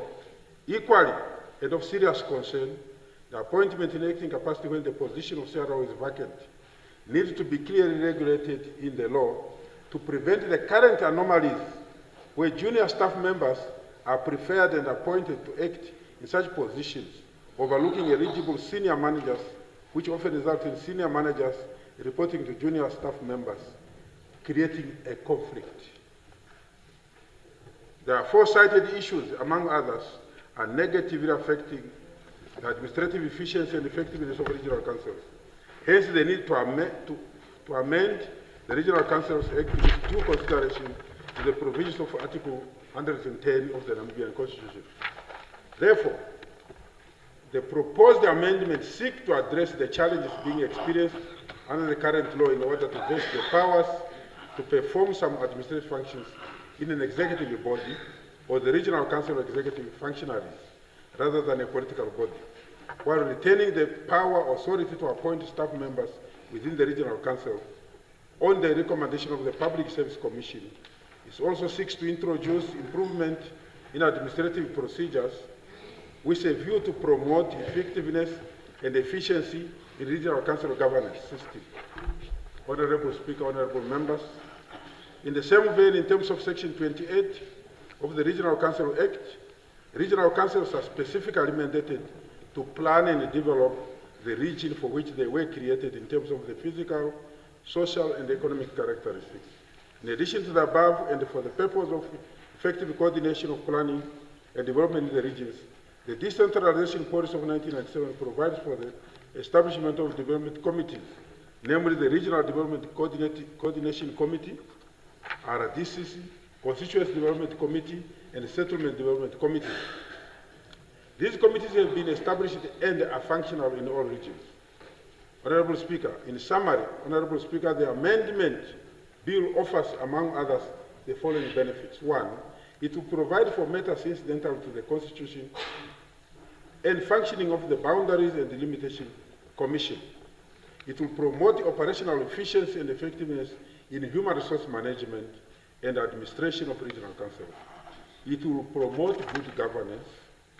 It will also provide for the establishment of various committees by regional council for effective regional development and planning coordination. It will harmonize the regional council provisions with the Constitution relating to the chairperson of the regional council and governors. The objective of the regional council amendment therefore becomes to provide for incidental matters relating to boundaries, Delimitation Commission. The article will provide for incidental matters and the manner of appointment of staff members of regional councils, as well as the availing of staff members between regional councils and the central government ministry. to provide for the establishment of development committees by regional council for effective regional development planning and coordination, to provide for alignment of regional council provisions to those of the Constitution in relation to the office of the regional governor and the regional councils. Regional Council, Honorable Speaker, honorable members, the clauses in this amendment bill indicate the amendments being made in the Regional Council Act. Each clause, 1 to 28, explains amendments effected under each section of the Principal Act.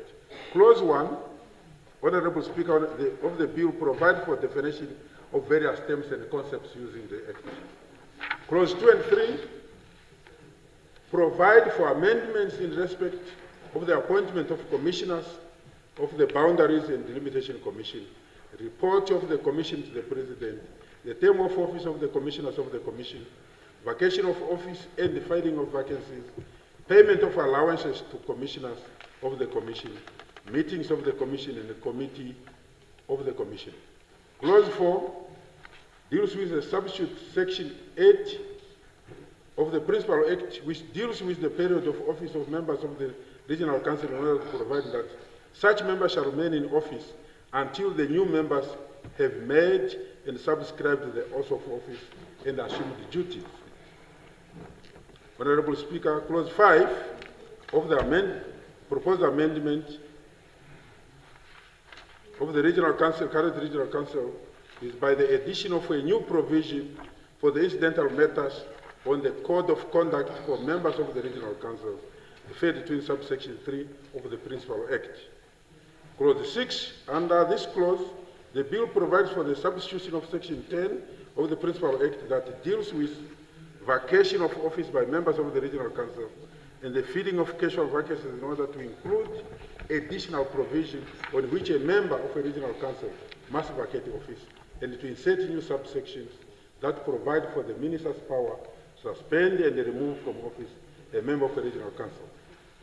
Clause 7 of the Principal Act is provided in order to provide for submission of confirmed minutes of meetings of Regional Councils to the Minister, and that any failure by a Chief Regional Officer to submit to the Minister a copy of the confirmed minutes of any meeting of the Regional Council within the period of 7 days or longer period allowed by the Minister as contemplated constitutes misconduct and failure to perform. Clause 8 of the amendment is the amendment section 18 of the Principal Act in order to provide for minor editorial, grammatical, and correction. Clause 9 of the Principal Act is there in order to delete the reference to the chairperson and the political head of the region. Clause 10, Honorable Speaker, honorable members, is to amend section 21 of the Principal Act by insertion of a new section 18B, which provides for the accountability and the compliance obligation of regional councils in relation to the government of the Republic of Namibia. Clause 11 of the Principal Act is by insertion of a new subsection 1A after subsection 1 to provide that minority of the members of a management committee may in writing request the chairperson to convene a meeting of the management committee of the council. Clause 12 amend section 22 of the Principal Act by insertion of paragraph EA to provide for the management committee may appoint other staff members except for the appointment of the Chief Regional Officer on the recommendation of the Public Service Commission. Clause 13 substituted section 23 of the Principal Act in order to provide for subsection 1A and B that a regional council shall appoint in concurrence with the minister and on the recommendation of the Public Service Commission a person as the Chief Regional Officer of the Regional Council and on the recommendation of the Public Service Commission. Further, to insert a new subsection 5 to provide for the minister to intervene where there is a dispute in a regional council regarding the appointment of a Chief Regional Officer. Clause 14, this clause amended the Principal Act by the insertion of section 23 of subsection 23A to 23F that deals with appointment of Chief Regional Officers from a list of candidates term of appointment and the conditions of service of Chief Regional Officers. Powers, functions and duties of Chief Regional Officers, delegation of powers and assignment of duties of Chief Regional Officers, discharge of Chief Regional Officers, as well as the appointment, promotion, transfer and discharge of staff members of the Regional Council. A commercial break.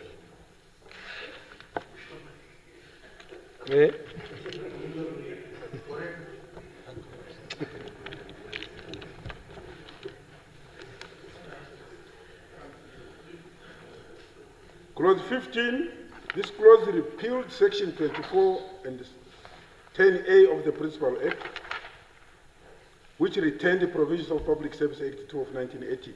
Clause 16, the clause amended subsection 1 of section 25 of the Principal Act in order to correct punctual, editorial, and grammatical errors. Section 17, this clause amends the Principal Act by the insertion after Part 4 of Part 4A and Clause 25A, 25T, which deals with the administration and the composition of regional councils, organizational component of regional councils, rejection or variation of public service commission recommendation or advice, remuneration of staff members, reduction of salary prohibited, additional remuneration, unauthorized or wrongly granted remuneration and other benefits. Staff members to place their time at the disposal of regional council, conditions regarding the filling of posts, appointment on special conditions, appointments in acting capacities, appointments, promotions, and transfer on probation, transfer and secondment of staff members, retirement and discharge of staff members, definition of misconduct, misconduct and suspension of staff members, misconduct, suspension of chief regional officer, political rights of staff members, assignment of other functions to staff members, and the labor relations. Clause 18, this clause amends subsection 1 of the section 26 of the Principal Act in order to provide for a regional council to elect 3 persons as members of the National Council. Honorable Speaker, honorable members, this clause amends section 28 of Act 2 of 1992 by inserting a new paragraph to provide for regional councils to advise the President or any minister on any matter relating to its region or the regional council. Furthermore, the clause provides for the establishment of various development committees for purposes of effective regional development planning and coordination. Moreover, the clause provides for the payment of allowances to members of such development committees.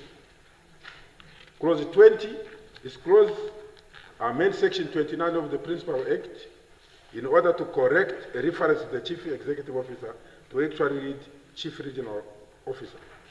The bill, clause 21, the bill under this clause amended the Principal Act by insertion of section 30A after section 30 to provide that any contract to be entered into by a regional council shall be signed by the Chief Regional Officer. Clause 22, this clause amends section 31 of the Principal Act in subsection 3 by the substitution of the paragraph to provide for grammatical corrections. Honorable Speaker, honorable members, clause 23 amends paragraph A of subsection 1 of section 32 of the Principal Act by the deletion of the reference to paragraph P, S, T, V, W, X, Y, and Z of subsection 1, subsections 30.1 of the Local Authorities Act, so that the regional councils in respect of the management and control of settlements. Clause 24, this clause inserts new section 43 and 43B, 43A and 43B after section 43 of the Principal Act, which deals with limitation of legal proceedings and the regional council's staff rules and the respectively. Clause 25, the clause amends section 44B of the Principal Act by addition of a new paragraph D to subsection 1 to provide for the minister to make certain regulations on the recommendation of the Public Service Commission related to employment conditions, discipline, and the related matters of regional council settlements. Clause 26, this clause amends the Principal Act by insertion after section 44B to 44D to provide for approval of matters by minister, delegation of powers, and assignment by minister, transitional provision. Clause 27, amend Section 45 of the Principal Act by addition after subsection 2 of subsection 3 that the law set out in the schedule are amended to extent indicated in the schedule. Clause 28, this clause provides for that this act shall be called the Regional Council Amendment Act 2025 and shall come into operation on a date determined by the Minister by notice in the Gazette. Honorable Speaker, honorable members, this was the motivation of our Regional Council Amendment Act. It's my anticipation that the honorable members were listening attentively, but not listening with closed eyes. While I presented the motivation, and it's important for us to understand the benefits that will be brought by this bill in the governance and administration of our regional councils in the country. With this, Honorable Speaker, honorable members, I submit the Regional Council Amendment Bill and the motivation for your kind consideration and the endorsement for the betterment of the country. Thank you. Thank you.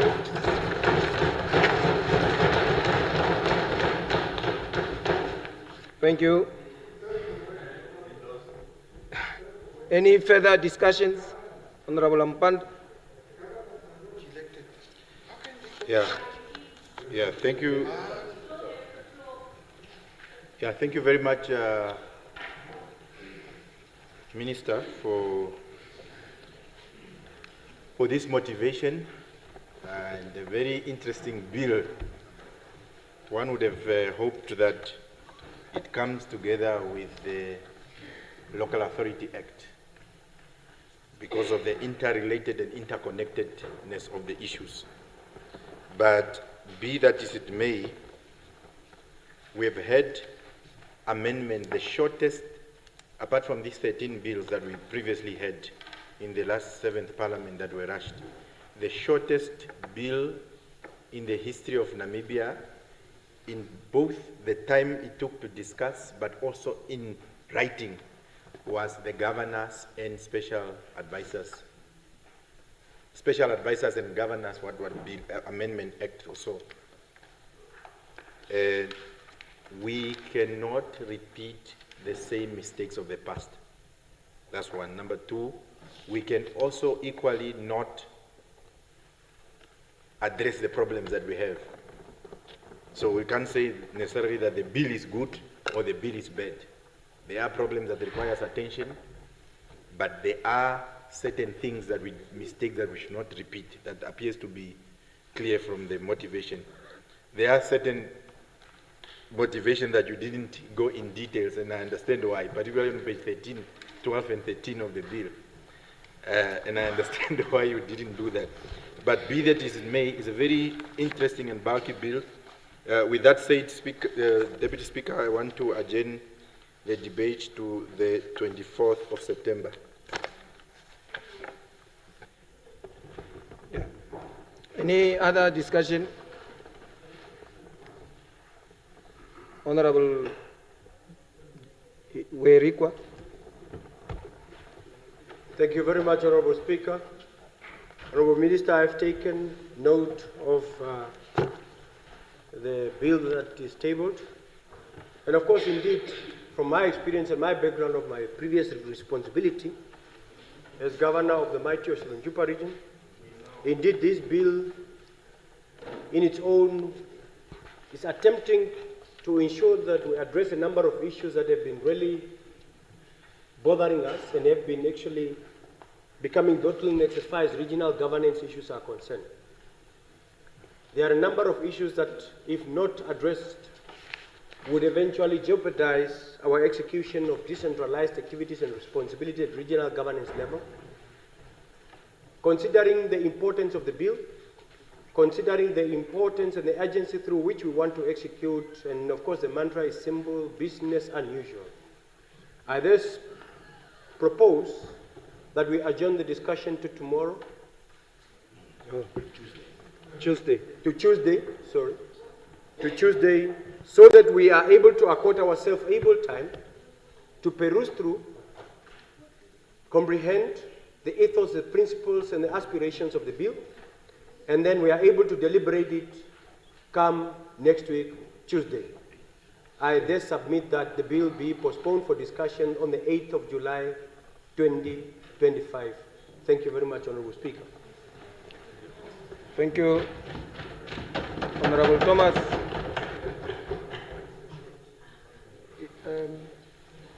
Yes, Deputy Speaker, I just wanted to ask the Honorable Minister if he can provide us with the statement, because I see the statement on software, but hard copy, I think it will be, yeah, but I want to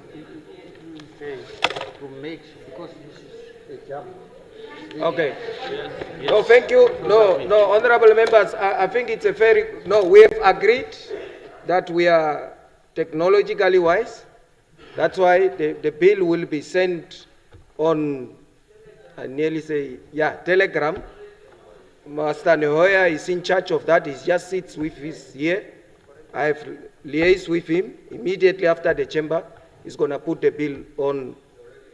It's already there. Okay. And we have also received hard copies.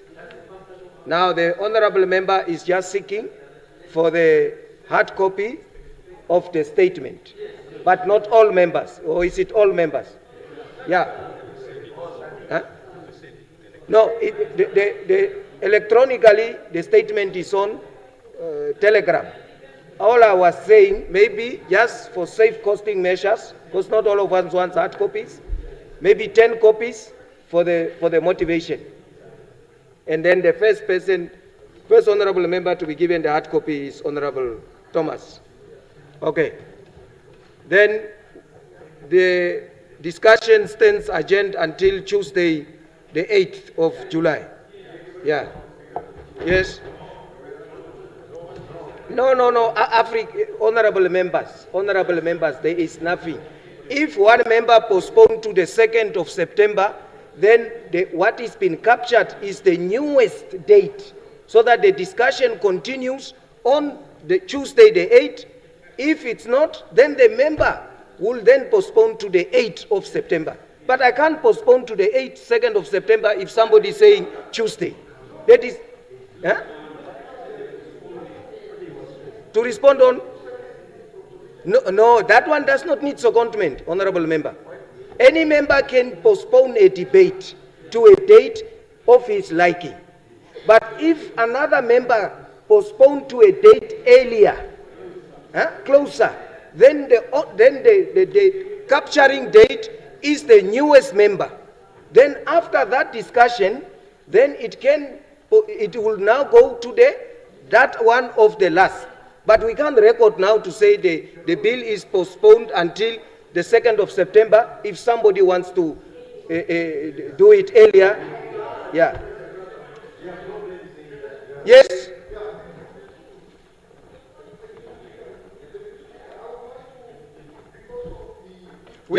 We need sufficient time to go through and really just do justice to ourselves. I propose the 18th of September.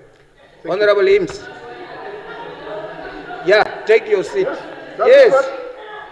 Yes. Maybe let honorable members. There is no competition with the date. Nobody said so. No, I'm saying that when you propose 18, the next member proposed 2nd, and the next member proposed the 8th. What is being captured is the earlier date, but it's not precluding the postponement of the one of the later date. But you can't say, because you have raised your point on 18th, now the 18th must be captured, and the one of the 8th is been denied. The newest one is then recorded accordingly. So Tuesday, the discussion will start with Honorable James. Whoever will contribute, who not, then it will be postponed. It's a normal procedure. Okay, thank you very much. So the bill stands adjourned until the 8th of Tuesday. Is it the 8th? Yeah, Tuesday the 8th. Thank you. We now go to the next order of the day.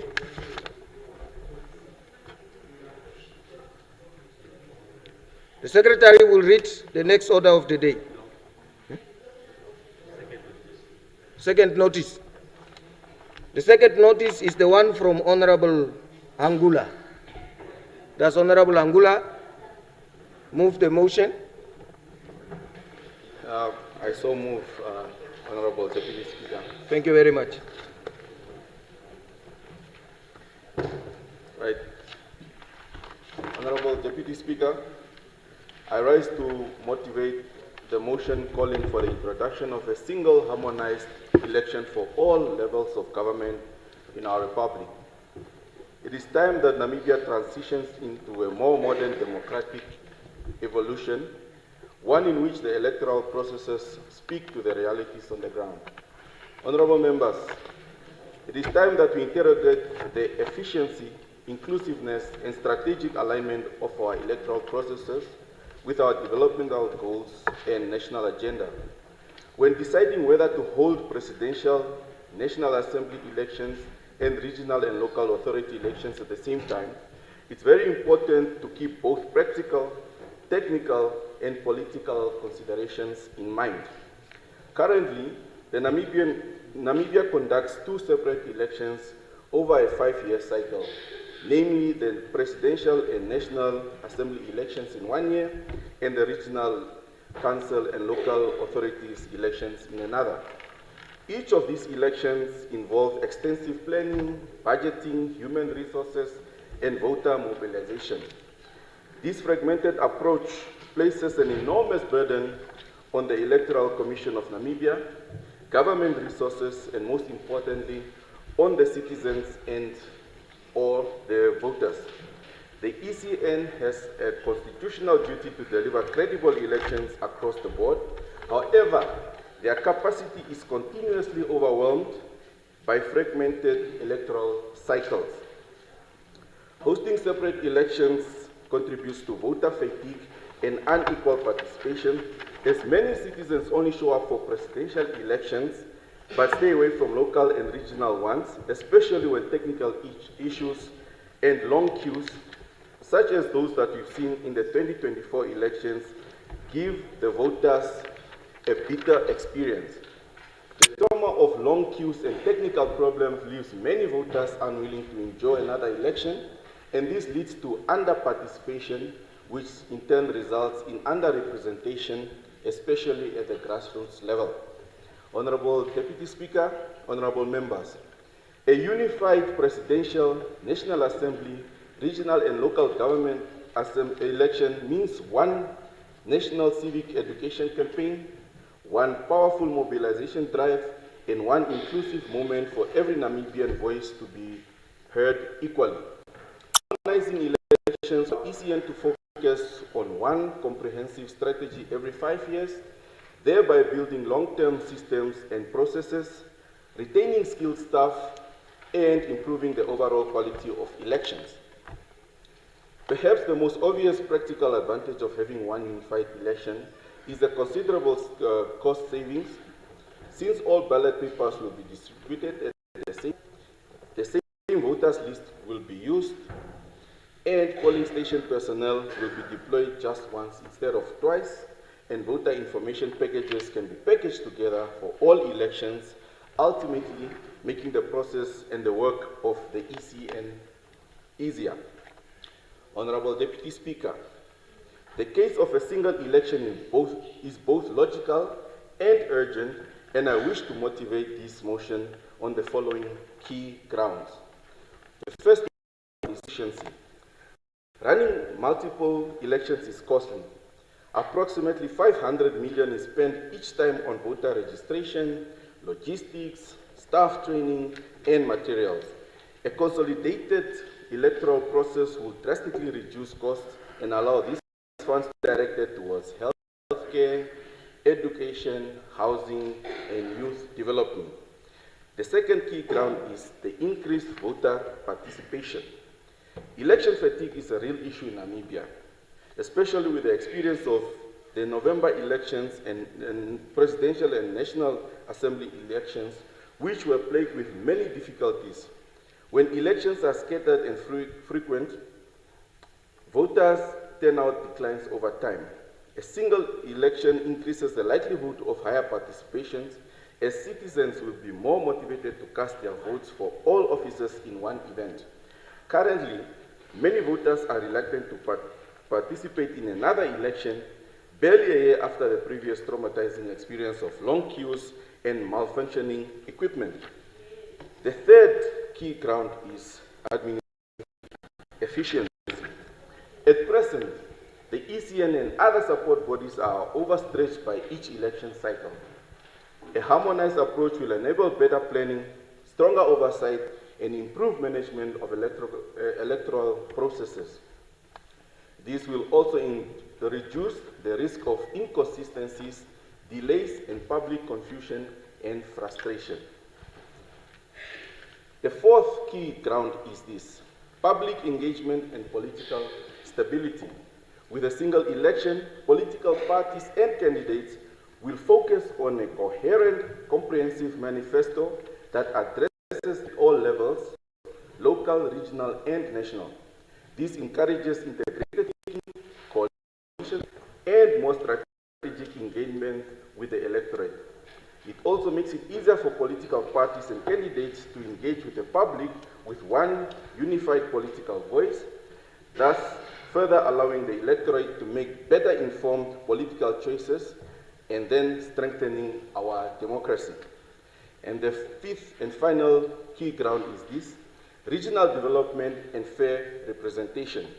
Harmonizing allows for a more balanced and inclusive representation of all citizens across all levels of government. Yes, where certain inconsistencies and certain constituencies and regions are temporarily underrepresented due to staggered electoral cycles. Honorable Deputy Speaker, the harmonization of a single election necessitates a systematic and inclusive approach to implementation. All need to build consensus from political parties, civil society, and the electorate, and this can only be achieved through transparent dialogue, consultations, and deliberations. We are cognizant that the legal framework will require constitutional amendments and adjustments to electoral laws, which in turn require careful scrutiny and parliamentary support. There is a need for a united front from this august House in this regard. Equally, there is a need for critical practical preparations, such as an investment in electoral infrastructure, technology, like electric voting machines, polling station personnel, to ensure the smooth conduct of simultaneous elections. We need to align the current terms of the presidential, National Assembly, and regional and local elections officials, such as in investing in electoral infrastructure and technology, and for us to work together to craft a well-crafted legal framework to address potential challenges such as significant component of the transitional process. Additionally, there is a need to raise awareness about the advantages and challenges of simultaneous elections for the electorate. This will ensure that voters can exercise their democratic rights without frustration, confusion, and/or inconvenience. In conclusion, honorable members, harmonizing national elections is a multifaceted proposal that requires careful scrutiny, scientific study, and feedback from various stakeholders. It is paramount that the decision to implement a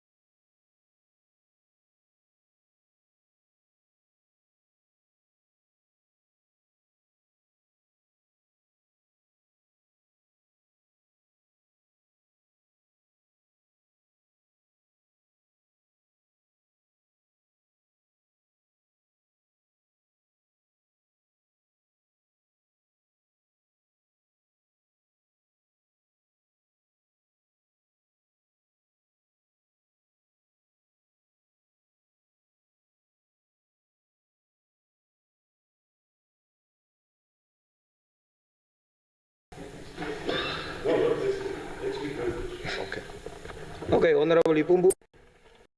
In the absence of any member to contribute, Honorable Angula, your motion is really touching the nation at large, and I would really want to go and have a further study on it and to come and present a very constructive presentation on the 9th, which is next week. Yes, next week, the 9th. Thank you. Is the House any further discussion? Can I have a copy for Honorable Mpanda. Yeah, yeah, thank you very much, Speaker. I just, as we move and postpone the debate, I just wanted to share with us a part course that we can think about, so that when we come, not even for the word of God, so that we can think about it carefully. One, Deputy Speaker, we seem to be the only country that doesn't learn from history. Yes. Shadow Speaker. Okay. Shadow Deputy Speaker. Just sit. Honorable members, maybe the rules says the presiding officer, a discussion on any matter on the floor can be postponed by any member, provided there is no member who wants to participate in the discussion. So that's why I asked Honorable Mpanda that Honorable Ipumbu wants to postpone, that he wants to take the floor. He waived that right, but yeah, like yesterday he read a question in a blue paper and handed it in. After I've ruled, he came back to take the floor. I can't rule him out. You understand? Because he has got the floor and he wants the floor.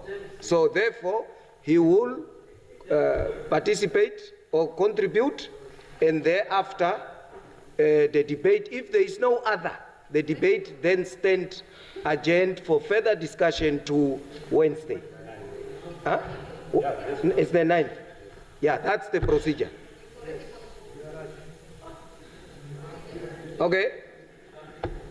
I will come to you, Doctor. Yes, Doctor. You are both doctors. That's why I changed the title. Thank you, Honorable Deputy Speaker. If I understand Honorable Hangula's motion, it states at the end, his request is for this motion to be referred to a relevant parliamentary committee for discussion and thorough investigation, and after that be brought back to this House for discussion. So I do not understand why we want to change the request of the motion. Okay. Because the motion, unless maybe I don't understand what's written, the request is to refer this to a relevant parliamentary standing committee. For discussion and for everything. Now, this is not a parliamentary standing committee. This is a full House. Okay. Thank you. Thank you. Okay, it's good clarity seeking. Honorable members, any motion, any bill that is brought here is subject for discussion. Notwithstanding what the tabler wants to intend, any bill, any motion is up for discussion. Until that time the House agrees to put the motion, do we accept or not? But to come there, we must follow a digested process of having engage and allow everybody that wants to participate in the discussion. That's the procedure. So notwithstanding, it's not to say when you read the motion to do what, and then it stands to send already to a committee.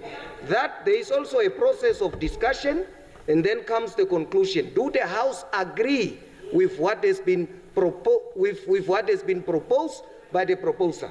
That question the presiding officer after will put, and then the House will either agree or not agree to send it to a committee or not to accept. 2, even after coming back from the investigation, that recommendation is still subjected to the concurrence of the House. 2 processes. Even after, it's still subjected to the concurrence of the House. That's why it becomes of cardinal importance when we agree to say the House agree. Then whether you were in agreement or not, that is the position of the House as of going forward. Are we together, Doctor? You are fine. Okay, Honorable Mpanda.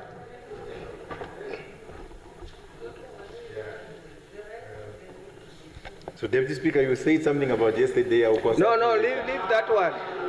Yeah. Please, yeah. But you know what you did, I checked. No. I checked. I know. I checked. You are my neighbor. Let's not go there. I'm a presiding officer now. Let's take it offline. Okay, I accept the threat, yes. No, I can never. No, it's one of the... I'm saying light, on a lighter note. Thank you very much, Deputy Speaker. Yeah, okay, I don't want it to look like I'm going back to my words. In the spirit of harmony that we are moving together, I will yield the conversation to what, so that it doesn't look like I'm flip-flopping. So I will yield to that. I will abandon what I wanted to contribute so that we can move together in line with what has been resolved. Okay. Thank you. So this motion stand adjourned until 9th, Wednesday the 9th, by Honorable Ipumbu Shimi.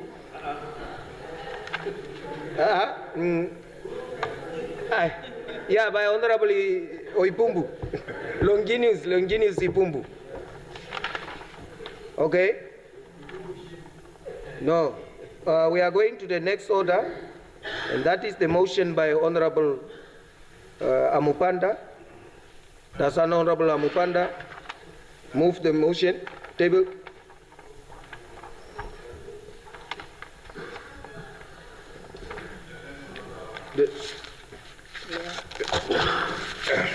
Deputy Speaker, it's your floor, my brother. You can postpone to next day if you are not ready, or you can deliberate. Yeah, so I would have wanted to deliberate, but you are not influencing me, but you are correct that we might have a time issue. So I moved I postponed. Is it the rollover? What is it called? Defer. I defer it to Wednesday. Thank you. Yeah, but I'm not sure. We were told that there's an Indian president. I'm not sure. So maybe just would it work? Yeah, yes. I think it's just that we did not meet, but maybe for the concurrence of the House, I think the Speaker was intending to inform the House that special session is being called. I think it's the 9th.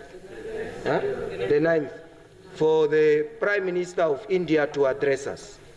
So on that day, you can still postpone. What will just happen, the activities of that day will just be deferred to the next Tuesday.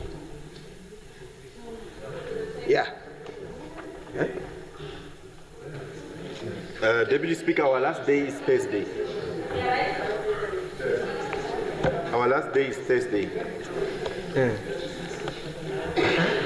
Coming in?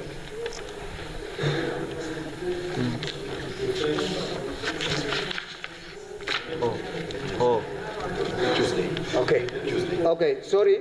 The date, you can take the seat.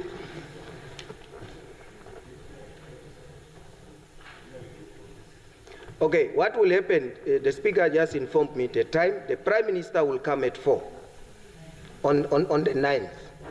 So from 2:30 to up until that time, we'll try and see what is it that we can do for the business of the day on that day.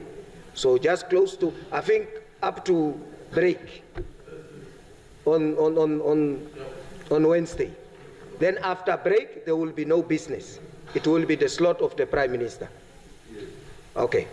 But whatever that is not disposed of, does not lapse, it will just refer to the next session. Even if I say Tuesday, it will go to the next Tuesday, because the other Tuesday we are in recess. So it will go to the first Tuesday when we convene.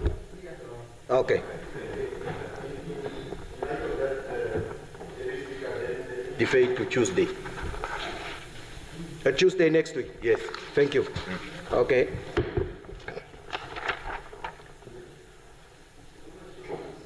The next order is the one from Honorable Kambala.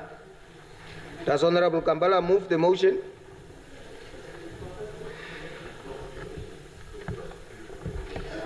No, I defer the motion to Wednesday.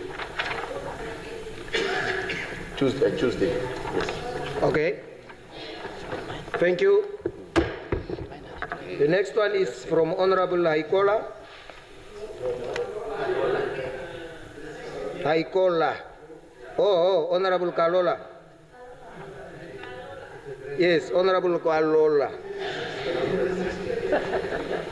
I'm not 16. I passed that. Yeah, thank you, Deputy Chairperson. I defer it to Tuesday. The 8th or the, yeah, okay.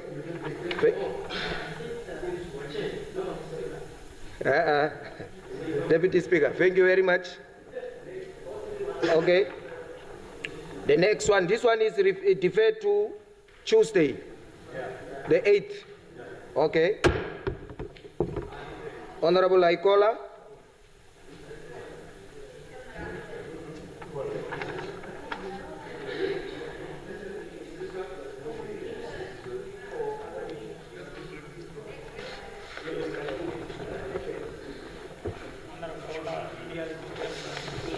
Thank you very much, Deputy Speaker. Looking at the time, and the honourable member stated they are already noting that I should defer to next week, Tuesday. Thank you very much. You are tired. Thank you. They're already giving me signs. Okay. That brings us, we have disposed of motions, and that brings us to the orders of the day. The Secretary will read the first order of the day. Order of the day. Resumption of debate to critically investigate the current state of health training institutions in Namibia, with a specific focus on the rapid mushrooming of such institutions across the country.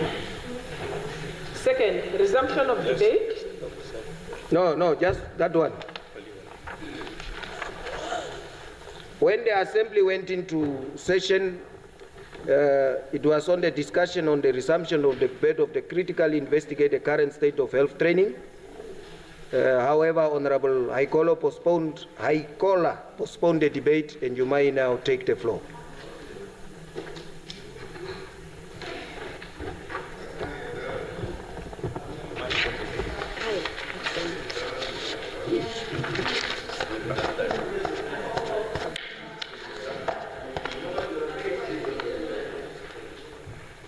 Yeah, thank you very much, Deputy Speaker. Yes, I ask for indulgence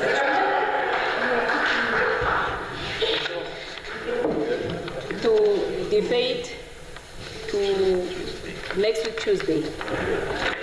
Okay, thank you. In the absence of that, is there any member who wants to take the floor? Now?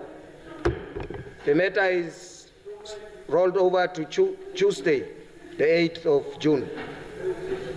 The Secretary will read the second order of the day. Resumption of debate on the nationalization of key strategic economic sectors / resources. When the Assembly went on discussing the debate, Honorable Opindi postponed the debate on the national key strategic economic sectors, and now he has the floor.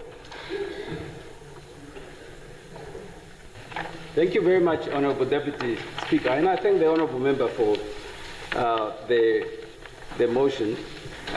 There's ambiguity, given that one has to look at different economic formulas, mixed economy, capitalist, and socialist.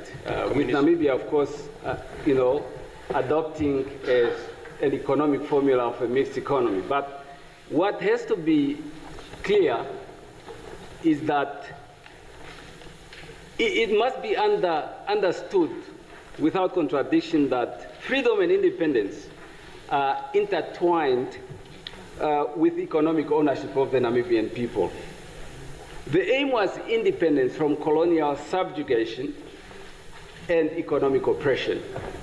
I do agree with the Honorable Member there that when a system, an economic system, has somehow run away too far right, leaving many people behind, it brings us to ask ourselves whether we are on the right trajectory. But though what Her Excellency the President of the Republic, Dr. Netumbo Nandi-Ndaitwah, in her famous timeless quote that we are too few to be poor, is really a call to action. And it's a call to action because she does realize that there are some things that can be made right. It is true that there were certain priorities during the transition from the apartheid colonial oppression into national independence, and therefore the priority was placed much more on securing the fragile economy and the security of the country. But as we are moving along, we are realizing that there could be rooms for improvement, in particular when it comes to natural resources of Namibia. You have, for example, the mineral corporation, land agriculture, the financial sector, the energy sector. What tells us is that, economically speaking, really, these sectors have been exploited for the benefit of the exclusive few and their foreign collaborators. And as you interrogate your motion, I can give you an example. You have a mine called Navahab. The government has a 6.2% through Epangelo mining. The rest of the shares are owned by a Polish conglomerate. And this 6.2 is a purchased, is not carried. You have another mine called Husab, one of the largest uranium mine in the world, not just in Namibia, I mean in the world. The government has a purchased 10% in that asset owned by Epangelo. The rest, 90, is owned by a Chinese corporation. And it was purchased. And let me tell you this. It's true that the Chinese bought that mine from Australians. But it's also true that at the time when they were procuring this asset, there were many other interested parties, and including the Russians who valuated it at $800 million. But what then happened, and the Russians were prepared to carry government's interest free.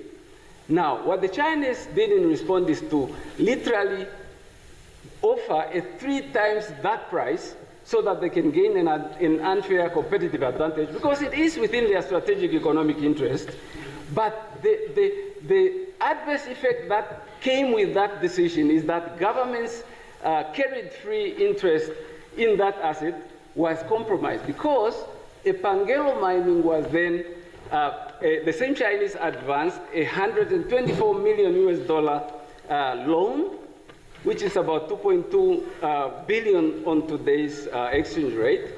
But it was advanced to Epangelo to buy the shares, the 10% shares that government has in that asset. I mean, who are these people who are negotiating these deals? I'm telling you, this is voodoo economics. And it is what the president is talking about, that there has to be a paradigm shift, that we cannot continue on the same trajectory. So change must happen. And I keep propagating in this chamber. For example, even if you look at the oil and gas sector that I so much talked about, you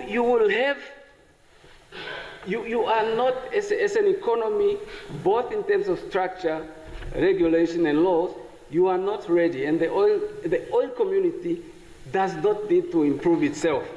It already has mechanisms for the last 100 years to respond to whatever market demand. And many of those market demands are not favoring your national strategic interest. Even their revenues, gross revenues and net profits are way ahead of our GDPs in comparative terms. So I would, and even if you look at, as you are planning to go into the production phase of the petroleum industry, for example, what are the strategic interests of Namibia? What are you going to do when the first barrel comes out? Are you going to take it out, ship it out to the trading markets of New York, Houston, Zurich, London, and Dubai, and others? Are you going to bring it onshore? And if you are going to bring it onshore, do you have enough carrying capacity, for example, at 45,000 barrels per day, which in a week will become like 1 million barrels a day? And when it's there, what are you going to do with it? So the economy surely needs to prepare itself for strategically benefiting from these resources for the future benefit of our country. But what I keep talking about is that the consequential and intentional change must happen, and it must happen around the market economy. And that's where I think Honorable Karonda makes a lot of good sense, because we don't own the market economy. It's owned by foreigners and their collaborators. And therefore, what we need is to prepare the Namibian economy for a relentless alternative that will give opportunities to the ordinary Namibian citizen, particularly the youth who are the futures of tomorrow, not to bond them for future generations. And this is where I say, I look forward to interrogating this motion as it comes, especially at the committee, and maybe through that, as committee members of the natural resources, we will then be able to really craft a position and strategy that is much more mold, that is much more giving, and that will remove the burden of bonding the future of our children and our children's children to foreign multinationals. And I do then compliment the word of Her Excellency when she calls us to action. It's really, her words are much more relevant now than ever before. And I want to thank you, Honorable Member. Thank you very much. Thank you. Yeah. Honorable Mpanda. Yeah, thank you very much, Honorable Karonda, for a very important motion. My contribution will be on the basis of the fears that I have. Because nationalization presupposes or operates from the foundation of a nation. Yeah? And you have heterogeneous nations and homogeneous nations. So in other words, everyone who is in a particular nation share the same language, culture, tradition, history, and even aspiration going forward. And then you have heterogeneous nations, societies that are nations that are put together. So the concept and the principle of nationalization presupposes that that position. It presupposes that there is a clear position in terms of that national identity. And I'm pushing it a bit further. For instance, you will discover that at the time when they were establishing a Pangelo mining, there were some so-called strategic minerals that were apparently reserved for the government. Does the government equals the nation? Does the state equals? Because now the biggest problem that you will have is that the discourse of nationalization gets hijacked, and to an extent that when a Pangelo Mining holds whatever it is that they are sharing, they are holding it on our behalf. Then these 5 people that are called board members goes and negotiate our resources and enter into deals on our behalf. So amongst the members of the nation, Amupanda gets a deal with Namwater, and Namwater is apparently holding the resources on behalf of the nation. So the fundamental question that we have to ask is actually that, no, do we as a nation own and control the resources? Because then we will realize that there is nationalization as a principle. Is that what we are pursuing? That we are pursuing this as a nation, provided that we have defined and satisfied the criteria that we are really a nation? Or is actually practiced in terms of how much shares? When you compare ourselves to the Chinese, WUSAP is a worst case that would actually must worry you about, even about nationalization. Because what has actually happened after the Australian came here, the Chinese bought that EPL from the Australian. They came here and said, I bought this. In fact, that transaction was done outside Namibia, in London. A transaction, the billions were exchanged in London, selling good. Remember when you get an EPL, you're also selling the land. So they come here and say, no, I want to start this EPL that I bought from Australian, I want to start mining. So then the government says around 2006, they know we were also trying to get involved, we are trying to establish a Pangelo mining.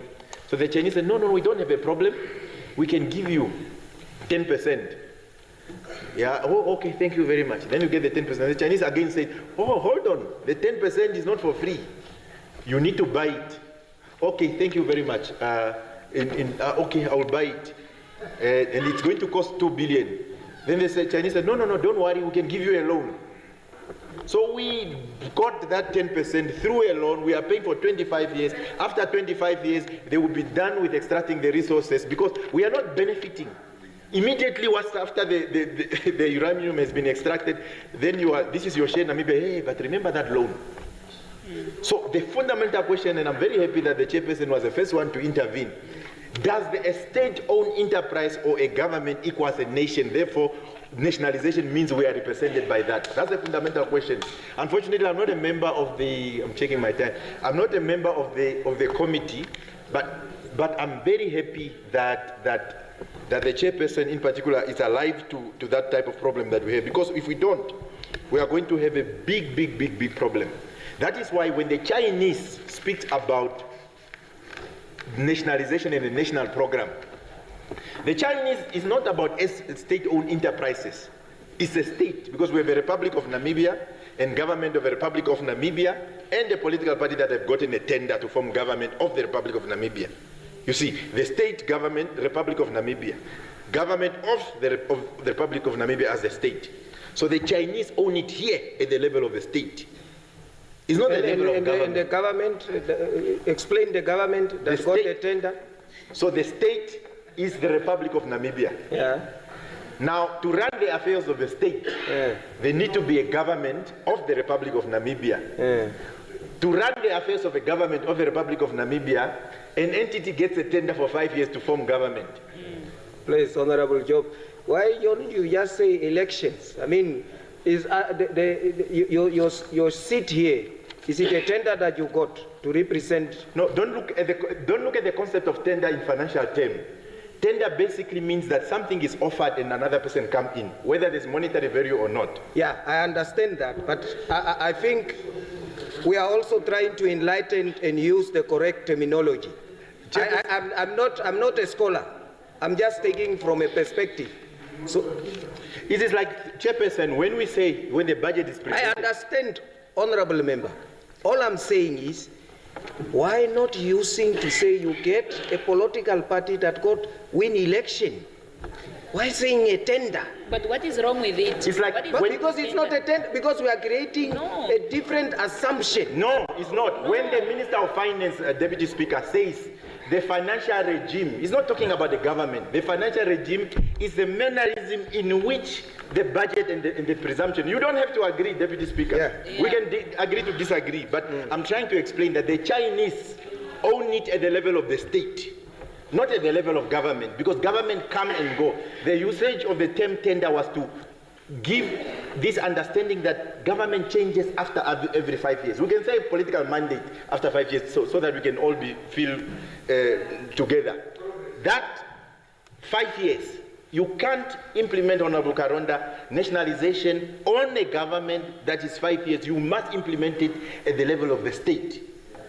Because at the level of the state, the current model that we are implementing, whether with WUSAP, with these SOEs, with all these institutions, with these deals that we are doing them at the level of government. Once we do it at the level of the state, it doesn't matter who the president is. Like, that's why the Americans, whether they are Republican or whoever it is, the policy of the United States of America doesn't change. Yeah. As here, once we get into power, you want to wipe away whatever another colleague has done. Because it's government. But the state is permanent, it's a permanent institution of society that doesn't change. The best way, honorable members, as I sit down, I hope whatever it is that you work out something that will be at the level of the state. It's the only way we will be able to safeguard this for the interest of the future of our children. Thank you. I recognize Honorable Jonas, but due to time, Terera Manga. Terera. I say I recognize Honorable Jonas, but we are going for automatic adjournment. Therefore, the debate stands adjourned under the name of Honorable Jonas. Okay. Thank you very much. The House ends adjourned until tomorrow.